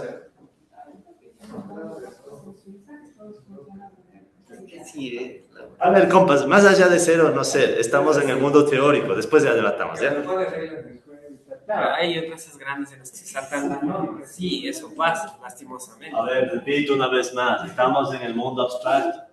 Sí, por eso, ya se vuelve muy abstracto. Aguántense. Al menos dejen terminar de mostrar el modelo y ahí ya critiquemos, ¿ya? Pero sí se están cachando. Estamos atacando los supuestos cuando primero déjenme acabar el modelo, ¿no? De hecho, verán, voy a mostrarles esto de otra forma. Pero ya vieron que aquí hay un tema discutible, ¿verdad? Hay un tema discutible, estemos a favor o no. Bueno, voy a adelantarme un ratito. Hay algo que se llama el circuito monetario. Antes de que vayan a decir, no, es que el profe se está inventando. ¿Sí? Esto en realidad lo plantea una escuela que se llama la Escuela del Circuito Monetario. Hay un autor que se llama Graciani y otros más de estas corrientes post-keynesianas que lo plantean de esta forma. Como ya me topé con el tema, le adelanto. Pues voy a llevarme este esquemita. Sí, porque estoy haciendo lo mismo, entonces, para mejor ganar tiempo también. Pues chévere, verán. Repito, yo no necesariamente estoy de acuerdo 100%. Sí, ya les aclaro, lo que estoy es tratando de transmitirles la idea y que debatamos y que me digan si están de acuerdo, ¿no? O sea, eso es lo chévere. Sí. Pues verán, me voy a llevar este esquemita para explicar lo mismo. Ya.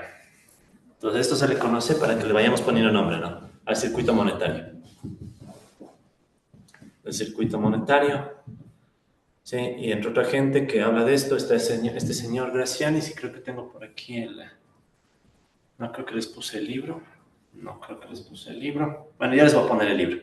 Porque hay toda una discusión, es toda una corriente post-keynesiana. El señor Graciani y compañía. Así no estén de acuerdo, compas, es chévere que conozcan, hasta para que critiquen, ¿no? O sea, para que puedan criticarle directamente al autor y no estén, es el profe. No soy yo, es este autor y otra gente, ¿no? Entonces, ¿qué dicen? Justo lo que estábamos planteando, miren. Partimos de los bancos, ¿verdad? Los bancos entregan un crédito de corto plazo, supongamos, a las empresas. ¿Sí ven? El flujo 1. ¿Ya? ¿De acuerdo? Luego, ¿qué hacen las empresas con ese dinero? Si quieren, pensemos ahora sí de nuevo en la T contable. Entonces, digamos que eran 10,000 en activos, créditos, ¿verdad? No, aquí la cuenta. Esta es la cuenta T del banco, ¿no? Por si acaso. Y solo supongamos que hay un banco. Es más que nada para no hacer un montón de test, ¿ya? Entonces, los 10,000 que son el crédito, se fueron a la cuenta los 10.000 que son del empresario, de la empresa, de las empresas. Supongamos que es una sola, un agregado de empresas. Luego, ¿qué hacen las empresas con ese dinero en forma de crédito? Pagos salariales. Entonces, los trabajadores reciben, lo que decíamos, ¿no? Entonces, aquí los 10.000 se borran, quedan cero, y los que se quedan con los 10.000 serían los trabajadores, en la cuenta de los trabajadores. ¿Verdad? Hasta ahí estábamos, ¿verdad? Antes de que ya salte la... Luego, ¿qué decíamos que pueden hacer los trabajadores? Pues miren lo que están haciendo en este esquemita. Los trabajadores compran bienes de consumo. Si compran bienes de consumo, ¿a quién pueden comprar? Solo hay una opción, a las mismas empresas. Individualmente no, pero piensen que esto es macro. Entonces, ¿qué va a pasar? Que los trabajadores, una parte, ¿verdad? No van a pagar directamente, bueno, mejor dicho, van a pagar directamente a las empresas. Y otra parte, ¿verdad? A ver, estaba así, ¿no? Bueno, empecemos con trabajadores, ya después les voy a hablar de los rentistas. Hagamos solo con trabajadores. Ya, entonces estos 10.000, de hecho estos 10.000 volverían a la cuenta de las empresas, ¿no? Eso. No, pero ¿y después qué tienen que hacer las empresas? Nos pueden quedar con los 10.000.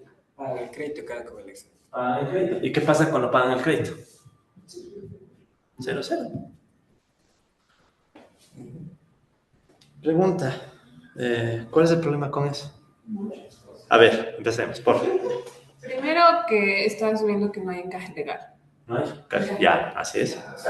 Eso, pues, de una es Demasiado fuerte ese supuesto. Ya, demasiado fuerte. claro que no hay un banco central que regula que los bancos. Ajá, no hay banco central. Ya. Ya. A ver, si es que no hay banco central que regula, ¿por qué deberían tener encaje? Por eso o sea, no hay banco central, por lo tanto no hay encaje, ese es el problema. ¿El problema? O sea... Porque no está asumiendo que hay un banco que... Porque si no hay un banco central que regule y por lo tanto no hay encaje legal, va a permitir el dinero gira infinitamente y eventualmente va a llegar a un punto en el que no sea sostenible. Ya, perdón, ya. ¿Y eventualmente? Claro, va a llegar a un punto en el que no sea sostenible. ¿Por qué no? Porque aquí Ya, el eso me problema gusta. es que no están tomando en cuenta la preferencia por efectivo de las personas. Están asumiendo que todo se va a manejar dentro de las cuentas. 100% bancarizado. 100% bancarizado. Ajá. Eso no pasa. Y sobre todo en Ya sabes, sí, sé que no es. Ya sé que no. Hace rato les digo que vivo en Chillogallo y que estaba sorprendido de que una lechuga se pague con cuenta electrónica. ¿Sabes? Yo sé que no es real. Yo sé, es el modelo. O sea, es que verán, ese es el tema. Es como jugar fútbol. Ustedes no pueden decir critico al fútbol porque están usando solo los pies. Deben criticarle al modelo, primerito indicándome dónde está mal el modelo. Porque yo estoy de acuerdo, verán, solo les digo, yo estoy de acuerdo que aquí falta encaje legal. Falta Banco Central. Aquí no hay preferencia por la liquidez. Estoy asumiendo que todo se resuelve a través de transacciones interbancarias. Eso está clarísimo. La pregunta es, ¿por qué no es sostenible con esos supuestos? O sea, ¿qué le vuelve insostenible en este concepto? Ese es mi punto. Sí, tal vez no me aclaré. O sea, mi punto es, en este mundo ideal, ¿cuándo se vuelve insostenible? Entonces, ese es mi punto, esa es mi pregunta. En ese mundo abstracto, ¿cuándo es insostenible? En ese mundo abstracto. En este mundo abstracto no tendría, No tendría por qué ser insostenible. Claro, sí, asumimos que no hay ni siquiera tampoco criterios cuando no dar y simplemente doy el crédito y sí. O sea, no hay manera, o sea, puedo seguir creciendo infinitamente. Ah, interesante. ¿Y qué pasa con el riesgo de default? O sea, ¿qué pasa cuando una de las empresas no puede pagar? Por lo que sea, porque ha habido un terremoto y toda su producción se fue al tacho, o explotó una bomba y se murieron la mitad de sus empleados. O sea, ¿qué pasa? Es interesante, ¿no? Eso es muy bueno. La empresa no puede pagar. La capacidad de pago. ¿Dónde están los pagos? Son registros del mismo banco. O sea, todo es registro del banco. O sea, ¿qué significa que una empresa no pague? En este mundo son técnicamente... En este mundo, ¿qué significaría? No. Que el mismo banco dice, no me pagó. Sí me cachan. En este mundo. O sea, en este mundo, ¿quién está dominando todo el banco? O sea, en este mundo, y repito, compas, yo sé que es irreal, yo sé que no hay un montón de supuestos, pero lo que hemos dicho todo el curso, si están de desacuerdo con un supuesto, ¿qué hay que hacer? Pónganle. Ese es el tema. Ahí está el debate. El debate no está en decir que esto es irreal, ya sé que es irreal. ¿Cuál es el chiste? Pónganle realidad. Y yo más bien quisiera decir que estos supuestos, o sea, bueno, dentro de este mundo, claro, no podría ser como real, pero yo podría argumentar que esos supuestos son los más apegados a la realidad. Ya. Y o sea, lo que me refiero es que en la vida real, un banco, y sobre todo los más poderosos y de Estados Unidos y de Occidente y del norte en general, hacen eso, porque el Banco Central lo que hace está apegado a que los bancos puedan sobrevivir y puedan hacer casi lo que sea. En el mundo no escrito, no institucional, no con reglas, no con derechos. Ya. Entonces, para mí, es mi concepción, ¿no? Aunque parezca teoría conspirativa. Aunque parezca teoría conspirativa, en general se mandan en este mundo que parece que no es real. En nuestro mundo, como parece que es irreal, porque necesitamos un montón de cosas para hacernos bancos, necesitamos un montón de cosas para tener el encaje. No puedes hacer eso de que solo creas dinero, parece irreal, pero en general, para mí, parecer es lo más pegado a la realidad. Ok, porfa. Sí, o sea, en ese sentido, o sea, cuando pensamos en los grandes bancos, Pues te dije, ¿no? El crédito también. claro, como lo mencionó aquí el compañero, o sea, sí, o sea, bueno, pues, hacen y deshacen y finalmente después está ahí un rescate y cuando los multan o les llaman la atención es una pequeña multa por problemas de miles de millones de dólares. Como que eso es una palmadita en la espalda. Claro, por último, el Estado compra los grandes bancos, ¿no? Claro, o pone el dinero que sea necesario cuando esté. El paquete de salvación. Pero miren, si metiéramos el tema de salvataje es más jodido todavía ya, pero primero acá, por favor. Sí, ahora, lo que yo quería decir es que mi impresión es que los banqueros y el sistema financiero piensen estos términos, con este modelo. Y que las complicaciones vienen porque hay encajes bancarios, porque hay reguladores, porque deben mantener una cantidad para responder a los depósitos, a las exigencias de efectivo de todos los días. Esta es una complicación para el banco. Pero digamos, la mesa de los CEOs piensa en estos términos. ¿Cómo hacemos para que funcione de esta manera? ¿Cómo hacemos para que el mundo vaya a este lado, no? Cuando, por ejemplo, le ponemos a una persona que vende legumbres a que se le pueda pagar con un código QR, ¿ya? Entonces alguien dirá, bueno, pero la señora después tiene que ir a comer un almuerzo. ¿Qué hace con el código QR? ¿Qué tal si podría pagarlo con código QR? ¿Qué tal si, exacto, qué tal si al comprar el almuerzo también tiene el código QR? Entonces nunca necesitó el efectivo. Entonces, ¿quién fue el creador de poder de compra? Verán, eso es tan grosero que el Banco Pichincha se da el lujo de decir que si le abres la cuenta de una, ya tienes un dinerito extra. ¿Se han fijado? Esas promociones de que si le abres una cuenta aquí, ya tienes ¿cuánto da? ¿$1, $2? No me acuerdo. $5. $5 no $5. Sí, o sea, y la pregunta es de dónde salen los $5.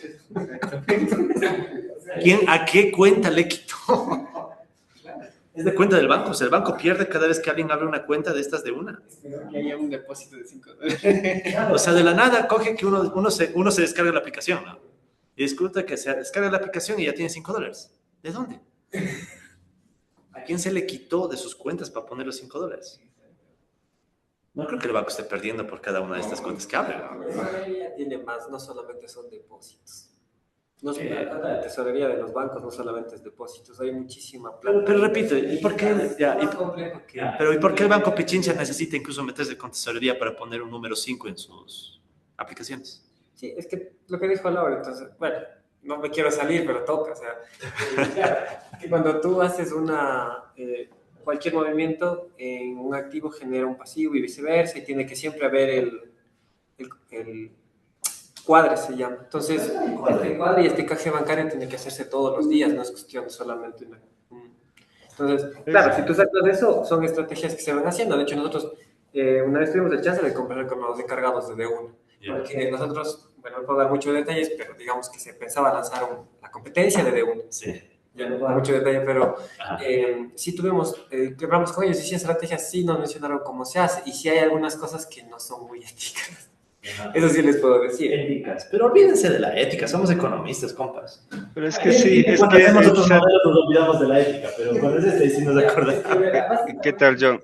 Pero el tema es que es seguir los procesos contables, o sea, para todo tipo de promoción que necesita, en este caso, poniendo de una, o sea, todo esto debe estar dentro del... o sea, debe estar especificado al principio de año como gastos o como una cuenta para promoción, publicidad, lo que sea. Y eso o sea, se da una partida dentro de eso, pues, contablemente tiene que estar ahí, porque de otra forma No, contablemente no sí. no habría una forma de que pasen los controles financieros de la superintendencia. Bueno, no sé si pasa o no pasa, eso no me atrevo a decir porque no conozco el detalle ya a ese punto, pero lo que sí sé es que contablemente está saldado, ¿no? O sea, va a sumar en algún lado y en otro lado. Pero mi punto es que para hacer eso la gente del Banco Pichincha no necesitó tener cash. Simplemente puso $5, abriste tu cuenta de una, boom, ya tienes plata.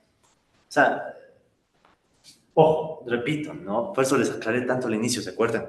No es mi visión, por si acaso, no es que yo esté de acuerdo plenamente, solo les estoy transmitiendo lo que dice esta gente del circuito monetario. ¿Ya? ¿De acuerdo? Entonces, de hecho, yo estoy muy claro, y creo que algunos también, que justamente por tener una concepción tan simplificada del mundo, después nos caen las crisis financieras. O sea, las crisis financieras no son de la nada, ¿no? O sea, las crisis financieras son algo jodido. ¿Ya? Invierte en casas que nunca van a caer de precio. O sea, hay un boom inmobiliario, hay un boom petrolero, hay un boom en inteligencia artificial. O sea, en el fondo, yo entiendo lo que me están diciendo, compas. Pero hay que reconocer algo. Si el sistema bancario llegara a tener este poder, si es que no lo tiene, habría que cuestionarse. Yo no le encuentro límites a las posibilidades de crear poder de compra de la nada. ¿Me cachan? Ese es el punto. Yo creo que perdón, es como algo demasiado subjetivo y sentimental del ser humano, como la confianza. ¿Crees? Que no tiene nada que ver con el mundo económico al que estamos apegados. Bueno, yo nunca les separo, yo creo que son la misma vaina, economía, política, poder, todo este mismo, ¿no? Pero bueno, o sea, ese es el punto, se puede crear poder de compra de la nada, ese es el gran punto, porque si se dan cuenta, volviendo al esquema, ¿sí? ¿Hasta dónde estábamos en paz? Hasta por aquí estábamos tranquilos, ¿no? Es gracioso, miren, el esquema nos parecía razonable antes de meter todo el crédito, ¿no? O sea, pero miren, para que todo esto tenga sentido, esto sí nos toca admitir. Para que crezca la inversión, debió crearse poder de compra. Es la única forma en la que se puede aumentar la demanda efectiva, porque se supone que se demanda con capacidad de compra. Entonces mi pregunta es, ¿se puede crear poder de compra de la nada? De la nada, de la simple voluntad de un banco de decir, ponle más números. Sí me cachan el punto, ¿no? Sí, pero no de forma ilimitada. Pero sí, o sea, sí sigue siendo igual. O sea, si volvemos al inicio mismo del valor del dinero, o sea, ¿a qué le estamos dando digamos, la confianza, como una promesa de pago? Simplemente el dinero que utilizamos a diario. De igual forma, al momento de los bancos hacer este proceso, obviamente, el banco presta, crea un activo, y de igual forma el pasivo en el mismo banco. Entonces, sí se puede dar, pero bueno. Dejémoslo por ahí. Al menos uno se queda pensando, a ver, admitamos de eso, ¿no? Saliendo un poco del enfoque, ese enfoque específico para la teoría monetaria moderna, el palabra mayor, el problema real no es de hecho ni la cantidad de dinero, sino la disponibilidad de bienes físicos, de bienes reales. Ese es el límite real de la creación de dinero.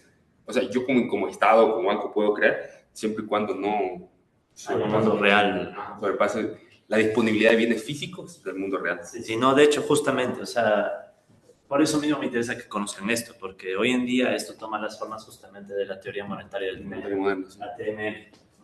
No, que digo, MMT, perdón. Modern Monetary Theory. Que tampoco digo que yo esté a favor, tampoco digo que yo creo plenamente, pero existe.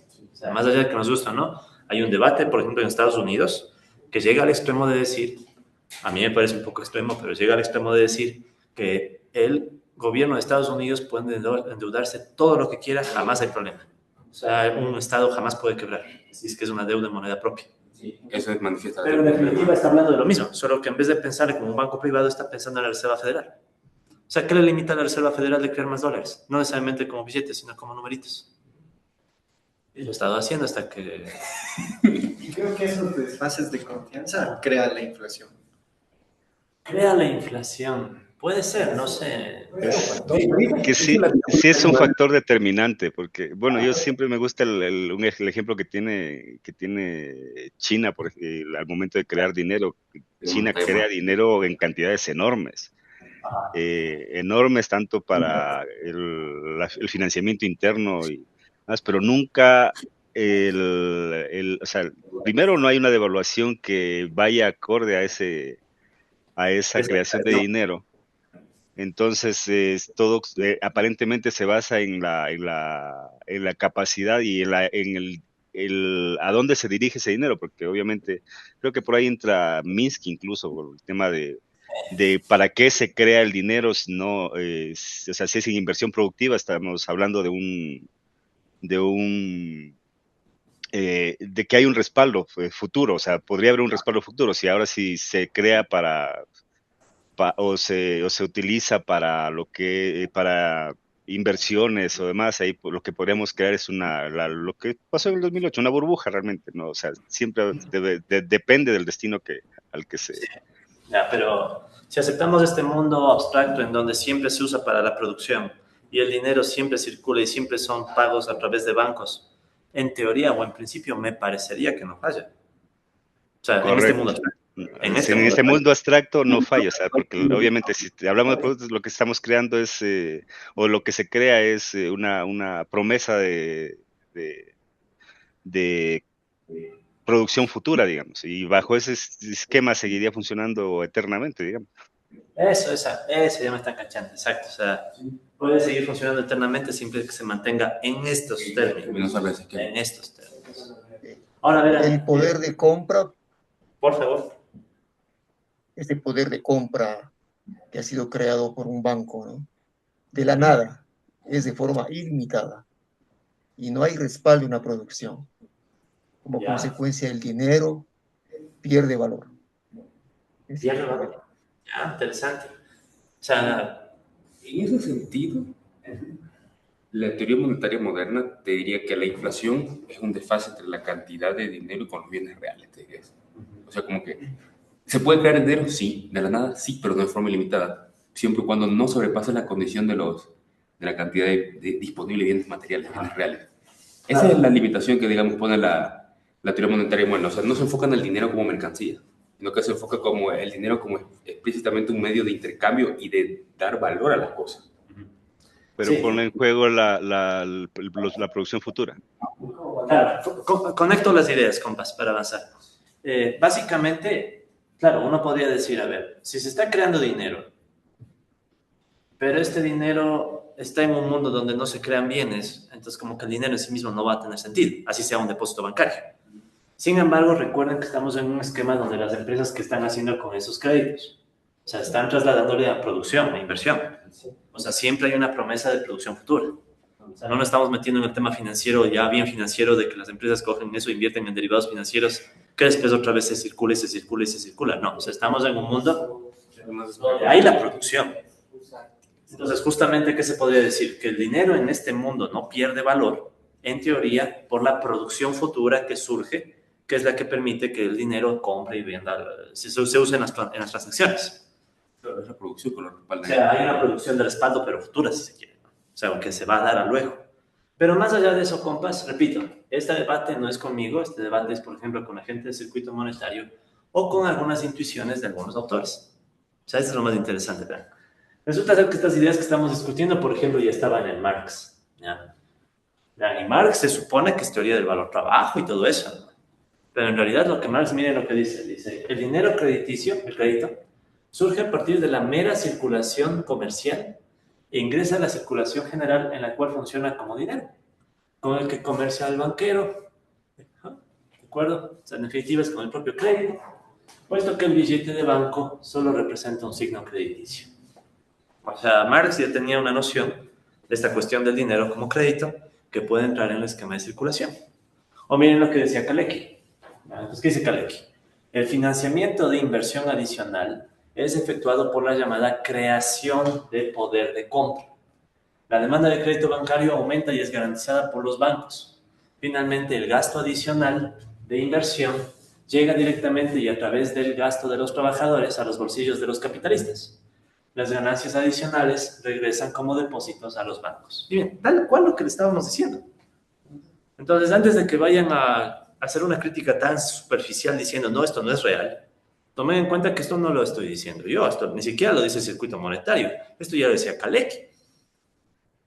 O sea, lo interesante sería ver qué estaba pensando Kalecki para decir esto. O peor aún, ¿quién más creen que decía esto? El mismo Keynes. Keynes tiene un concepto bien tenaz que se conoce como la teoría monetaria de la producción. Si ven que es con lo que comenzamos ahorita, ¿no? El tema de que pensemos en un mundo donde producción y dinero están atados. Miren lo que decía. La principal razón para que no se haya resuelto el problema de las crisis, ¿ya?, es la carencia de lo que podría denominarse una teoría monetaria de la producción. La teoría que me interesa es la de una economía en la que el dinero juega un papel por sí mismo y afecta las motivaciones y las decisiones, y en la que, en síntesis, es uno de los factores operativos de la situación. Entonces, esto es bien interesante, miren, estemos de acuerdo, ¿no? Esta idea de que se puede crear un poder de compra inicial y que siga circulando, circulando y circulando, ya está en Marx, en Kalecki, en Keynes, y hay otra cita más jodida, está más abajo, de un tal Schumpeter. De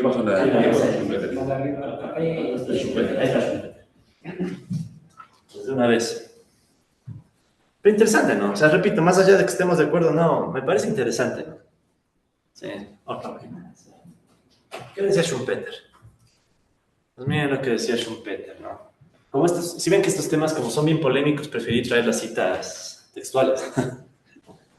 No, sí, es mejor, porque si no, les juro que si les dijera Cajas Guijarro, pucha madre, ¿quién es Cajas Guijarro? Pero en cambio, si te digo Marx, Kalecki, Schumpeter, Keynes, miren lo que dice Schumpeter.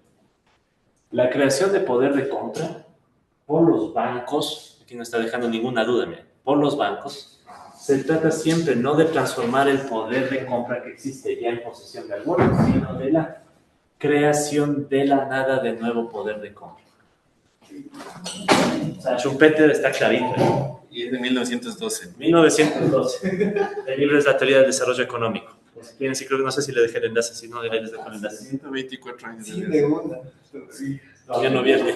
¿Cuándo es la creación de la Reserva Federal? Porque esa creo que se creó en el 13, creo. La creación de la Reserva Federal, porque esa creo que se creó en 1912. Disculpen, déjenme escuchar, perdón. Creo que como 1912, si mal no recuerdo, eso vendría a ser incluso antes de la creación de la Reserva Federal, porque eso me parece que se creó en 1913, si mal no recuerdo. Sí. O sea, súper. O sea, el texto es antiguo, o sea, en comparación, ¿no? Sin embargo, miren, o sea, Schumpeter no da chance de interpretación de la ley. Sí. O sea, la creación del poder de la compra de los bancos es de la nada. Y vuelvo a decir, de la nada.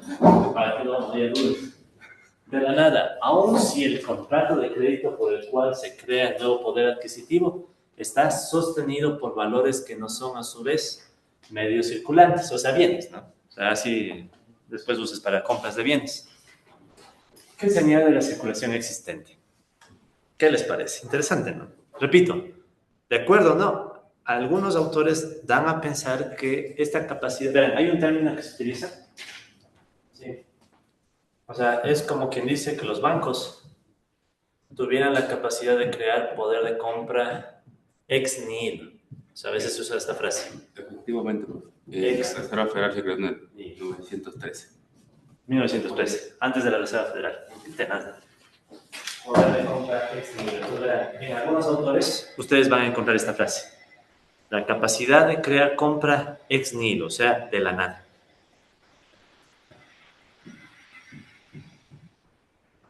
Bueno, entonces obviamente que es bien polémico esto, ¿no? O sea, es bien polémico, aquí es cuando más dan ganas de meter el mundo real, ¿no? O sea, porque eso de crear poder de compra de la nada, ¿tiene límites, no tiene límites? O sea... ¿Qué impide que el crédito crezca indefinidamente? Eso, ¿qué impide que el crédito crezca indefinidamente? De hecho, verá, hablemos un poco de realidad, ya, porque mucho abstracto. Ya. En el mundo real, ¿qué está pasando? Ahorita hay una crisis de deuda en todo el mundo. Sí. El Fondo Monetario Internacional admite que hay una deuda que crece espantosamente en todo lado. Entonces, ¿qué pasaría si, digamos, todo el mundo se tomara las manos, y así, amor y paz, y dijeran, ya nadie le debe nada a nadie, ¿qué pasaría con la deuda? Supongamos, ya sé que no, pero supongamos. ¿No ha pasado? Sí ha pasado. ¿Qué pasó con las deudas que tuvo Alemania después de la Segunda Guerra Mundial? No de la primera, de la segunda. Cuando llegó el Plan Marshall y había que hacerle algo para evitar que el comunismo se expanda. Se olvidaron las deudas de Alemania. Fue muy diferente a la Primera Guerra. Después de la Primera Guerra y el Tratado de Versalles le hicieron pedazos, pero después de la Segunda Guerra y la necesidad de la reconstrucción, ¿sabes qué? Ciertas deudas, gracias. Las deudas de lo que actualmente es Corea del Sur, también, porque Corea del Sur en su momento estábamos en deuda. No, claro, las deudas de Corea del Sur. Si no me equivoco también, o sea, ha habido algunos casos, en Hungría también creo, y otros casos donde simplemente el mundo quedó de acuerdo en, ¿sabes qué? Tenemos a los comunistas que están creciendo, olvidémonos de las deudas y... O sea, así como se puede crear, también se puede destruir, ¿no? Entonces, no estoy plenamente de acuerdo. Me parece que esto es una abstracción demasiado fuerte, pero también me parece que hay un punto interesante aquí. Sí, o sea, hay un punto, o sea, hay un tema que valdría la pena estudiar, por eso mismo les dejo los textos, los autores. Incluso por si no están de acuerdo y quieren criticar, puedan ver desde dónde empezaría, ¿no? O sea, si alguien quisiera hacer una crítica chévere a esto, yo empezaría por el circuito monetario. Porque verán, yo les he presentado el circuito monetario en la versión simple. Hay otro circuito monetario con Banco Central. O sea, sí hay cómo ponerle Banco Central. Les invito, ya les voy a poner la próxima clase, les pongo el enlace del libro de Graciani, y ahí van a ver que se puede hacer algo parecido con Banco Central. ¿Cuál sería la diferencia? El Banco Central se encargaría de hacer las, como quien dice, las compensaciones interbancarias. Pero... Y de hecho, porfa. Okay. Bueno, volviendo a la idea del perdón de deudas de todo el mundo, pero es que la complejidad ahí viene de dónde vienen los fondos que se prestaron a todo el mundo. O sea, no todo puede ser creación bancaria o creación de dinero bancario del aire, sino obviamente el banco recibe inversiones, fondos de inversión de pensionistas, aseguradores, proveedores, Estado, etcétera. Entonces, se perdonan todas las deudas de todos, alguien pierde. ¿Será? O sea, no sé, no me atrevo a decir que no sé. No sé. Creería que no necesariamente. Eso es un poco arriesgado, pero no necesariamente. ¿Por qué? Porque todo ese dinero no es simplemente dinero que viene de la nada. También mucho de ese dinero que viene de fondos de inversión, que a su vez estaban en fondos de pensiones y demás, ¿no?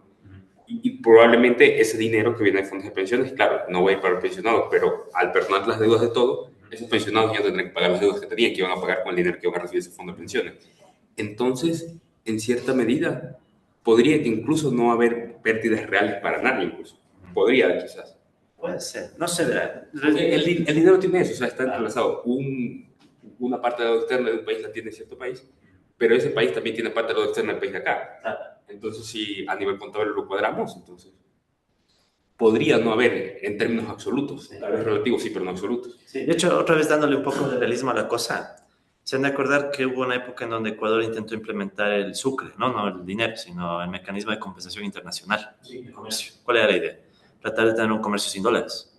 Entonces, ¿qué pasaba? Que en este mecanismo de compensación se suponía, ¿no?, que entre lo que el país exporta y lo que el país importa se saldaba y no había necesidad de tener el dólar.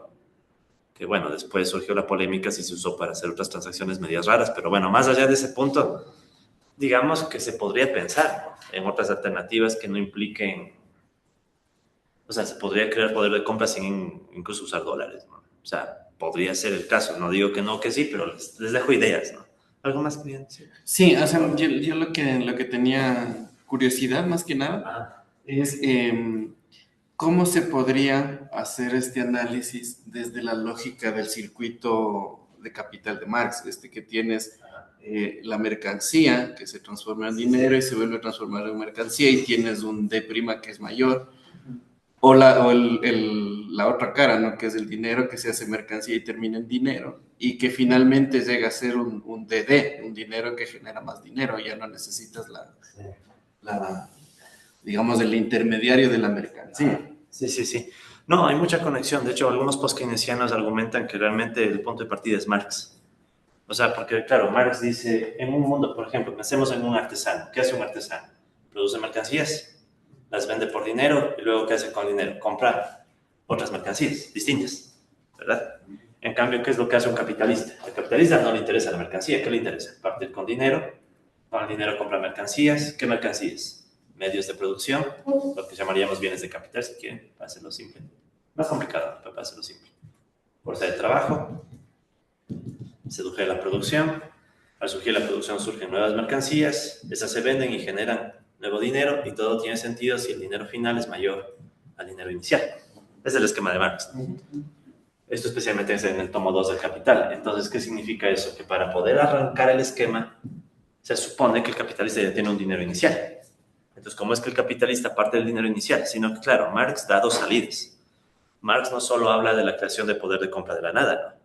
Marx tiene otro concepto que para mí es todavía más jodido, que es el de la acumulación originaria. Y ahí es como... Ahí, en cambio, metámosle full realidad, compas, porque eso es lo chistoso. A los economistas no nos gusta ni muy abstracto, pero tampoco muy real. ¿Cómo es que Europa es Europa?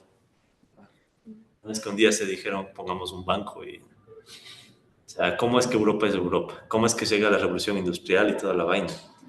Colonización. De hecho, Marx se manda todo un capítulo sobre la colonización y la extracción de recursos, o sea, él reconociendo, ¿no? O sea, el capitalismo nació sudando lodo y sangre.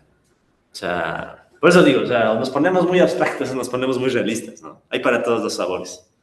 Lo interesante, compas, es que ahí tienen la discusión.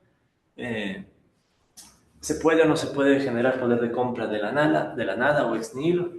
En todo caso, sí se dan cuenta que esto conecta muy bien con el esquema que decíamos, ¿no?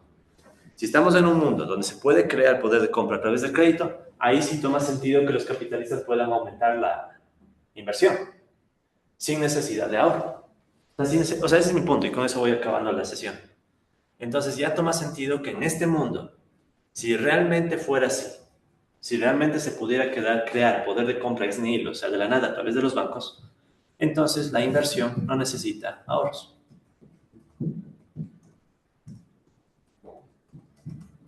No necesita del ahorro. Sí le cachan el punto, ¿no? O sea, si se puede crear poder de compra a través de un crédito, ya no necesito los ahorros. La inversión toma autonomía, la inversión se mueve sola y el ahorro es consecuencia de la inversión. ¿Sí ven cómo cambia con respecto al enfoque neoclásico, ¿no? En el enfoque neoclásico, ¿cuál era? Los hogares ahorran, los hogares ponen el ahorro en el mercado de fondos prestables y después se equilibra ahorro con inversión a través de la tasa de interés. En cambio, aquí ni hace falta hablar de la tasa de interés. La tasa de interés, en todo caso, sería un precio que tiene una lógica ya más de mercado. En fin, preguntas, comentarios. Como que Marx es como que les vuelve a los post-keynesianos a la realidad de que sí crea el crédito demanda, pero solo hasta que M' se fortalece con el M de inicial que se creó a partir de crédito, se podría decir. O sea, hay una producción de por medio, ¿no? Ajá, entonces que el M' fortalezca esa producción y se vuelva el crédito que se puso, por ejemplo, con el M, el inicial. Es a través del crédito, solo puede ser como viable, sí, exacto, hasta que el M' fortalezca la producción. No, por eso les decía, compas, verán, y con esto ya acabo, no les doy ahora sí un poco de mi visión, ya, sí, porque ya mucho, todos hablaron y como queda mi visión, al menos no queda mal. Yo personalmente, como les dije, soy bastante alineado a la visión de Marx. Y justamente es eso, o sea, yo creo que, claro, o sea, sí se puede crear poder de compra, o sea, sí se puede, o sea, hay que reconocer que sí. Les doy un relato real. Un ex estudiante mío, no puedo decir nombres, obvio, él me decía, en el Banco Central nos toca estar rogando que el Banco Pichincha nos dé la información. Rogando, o sea, ya en el mundo real, eso de que dicen hay que tener depósitos en cajas, todo chévere, pero resulta ser que el Banco Pichincha mandaba la información cuando le daba la gana. ¿Qué transacciones habrá hecho en la mitad? Y no solo el Banco Pichincha, otros bancos. Lo mismo, recuerden quién pone el superintendente de bancos. O sea, es jodido. Pero pese a todo lo jodido, hay crisis financieras.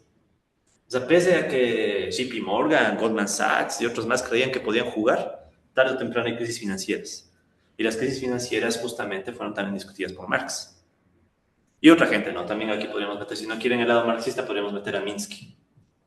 Trataré de ver si avanzamos a meter un poco. Minsky tiene el concepto de inestabilidad financiera. O sea, la idea de que el hecho de que todo el mundo cree que todo está bien alimenta las condiciones para que de repente, boom, revienta la burbuja y todo se pone mal. ¿Sí? En todo caso, compas, ¿ya tienen algunas ideas? ¿Sí? La próxima clase continuamos. Y vieron, no hicimos ni un solo modelo, pero creo que hemos discutido cosas interesantes. Después de esto va a derivar en un modelo, tranquilos, ¿no? O sea, después de esto va a implicar modelos ya, pero... Listo, compas. ¿Alguna otra pregunta, dudas, comentarios? Creo que no. Si es que no, cerramos ahí la sesión. Gracias, John. Buen día. Mañana.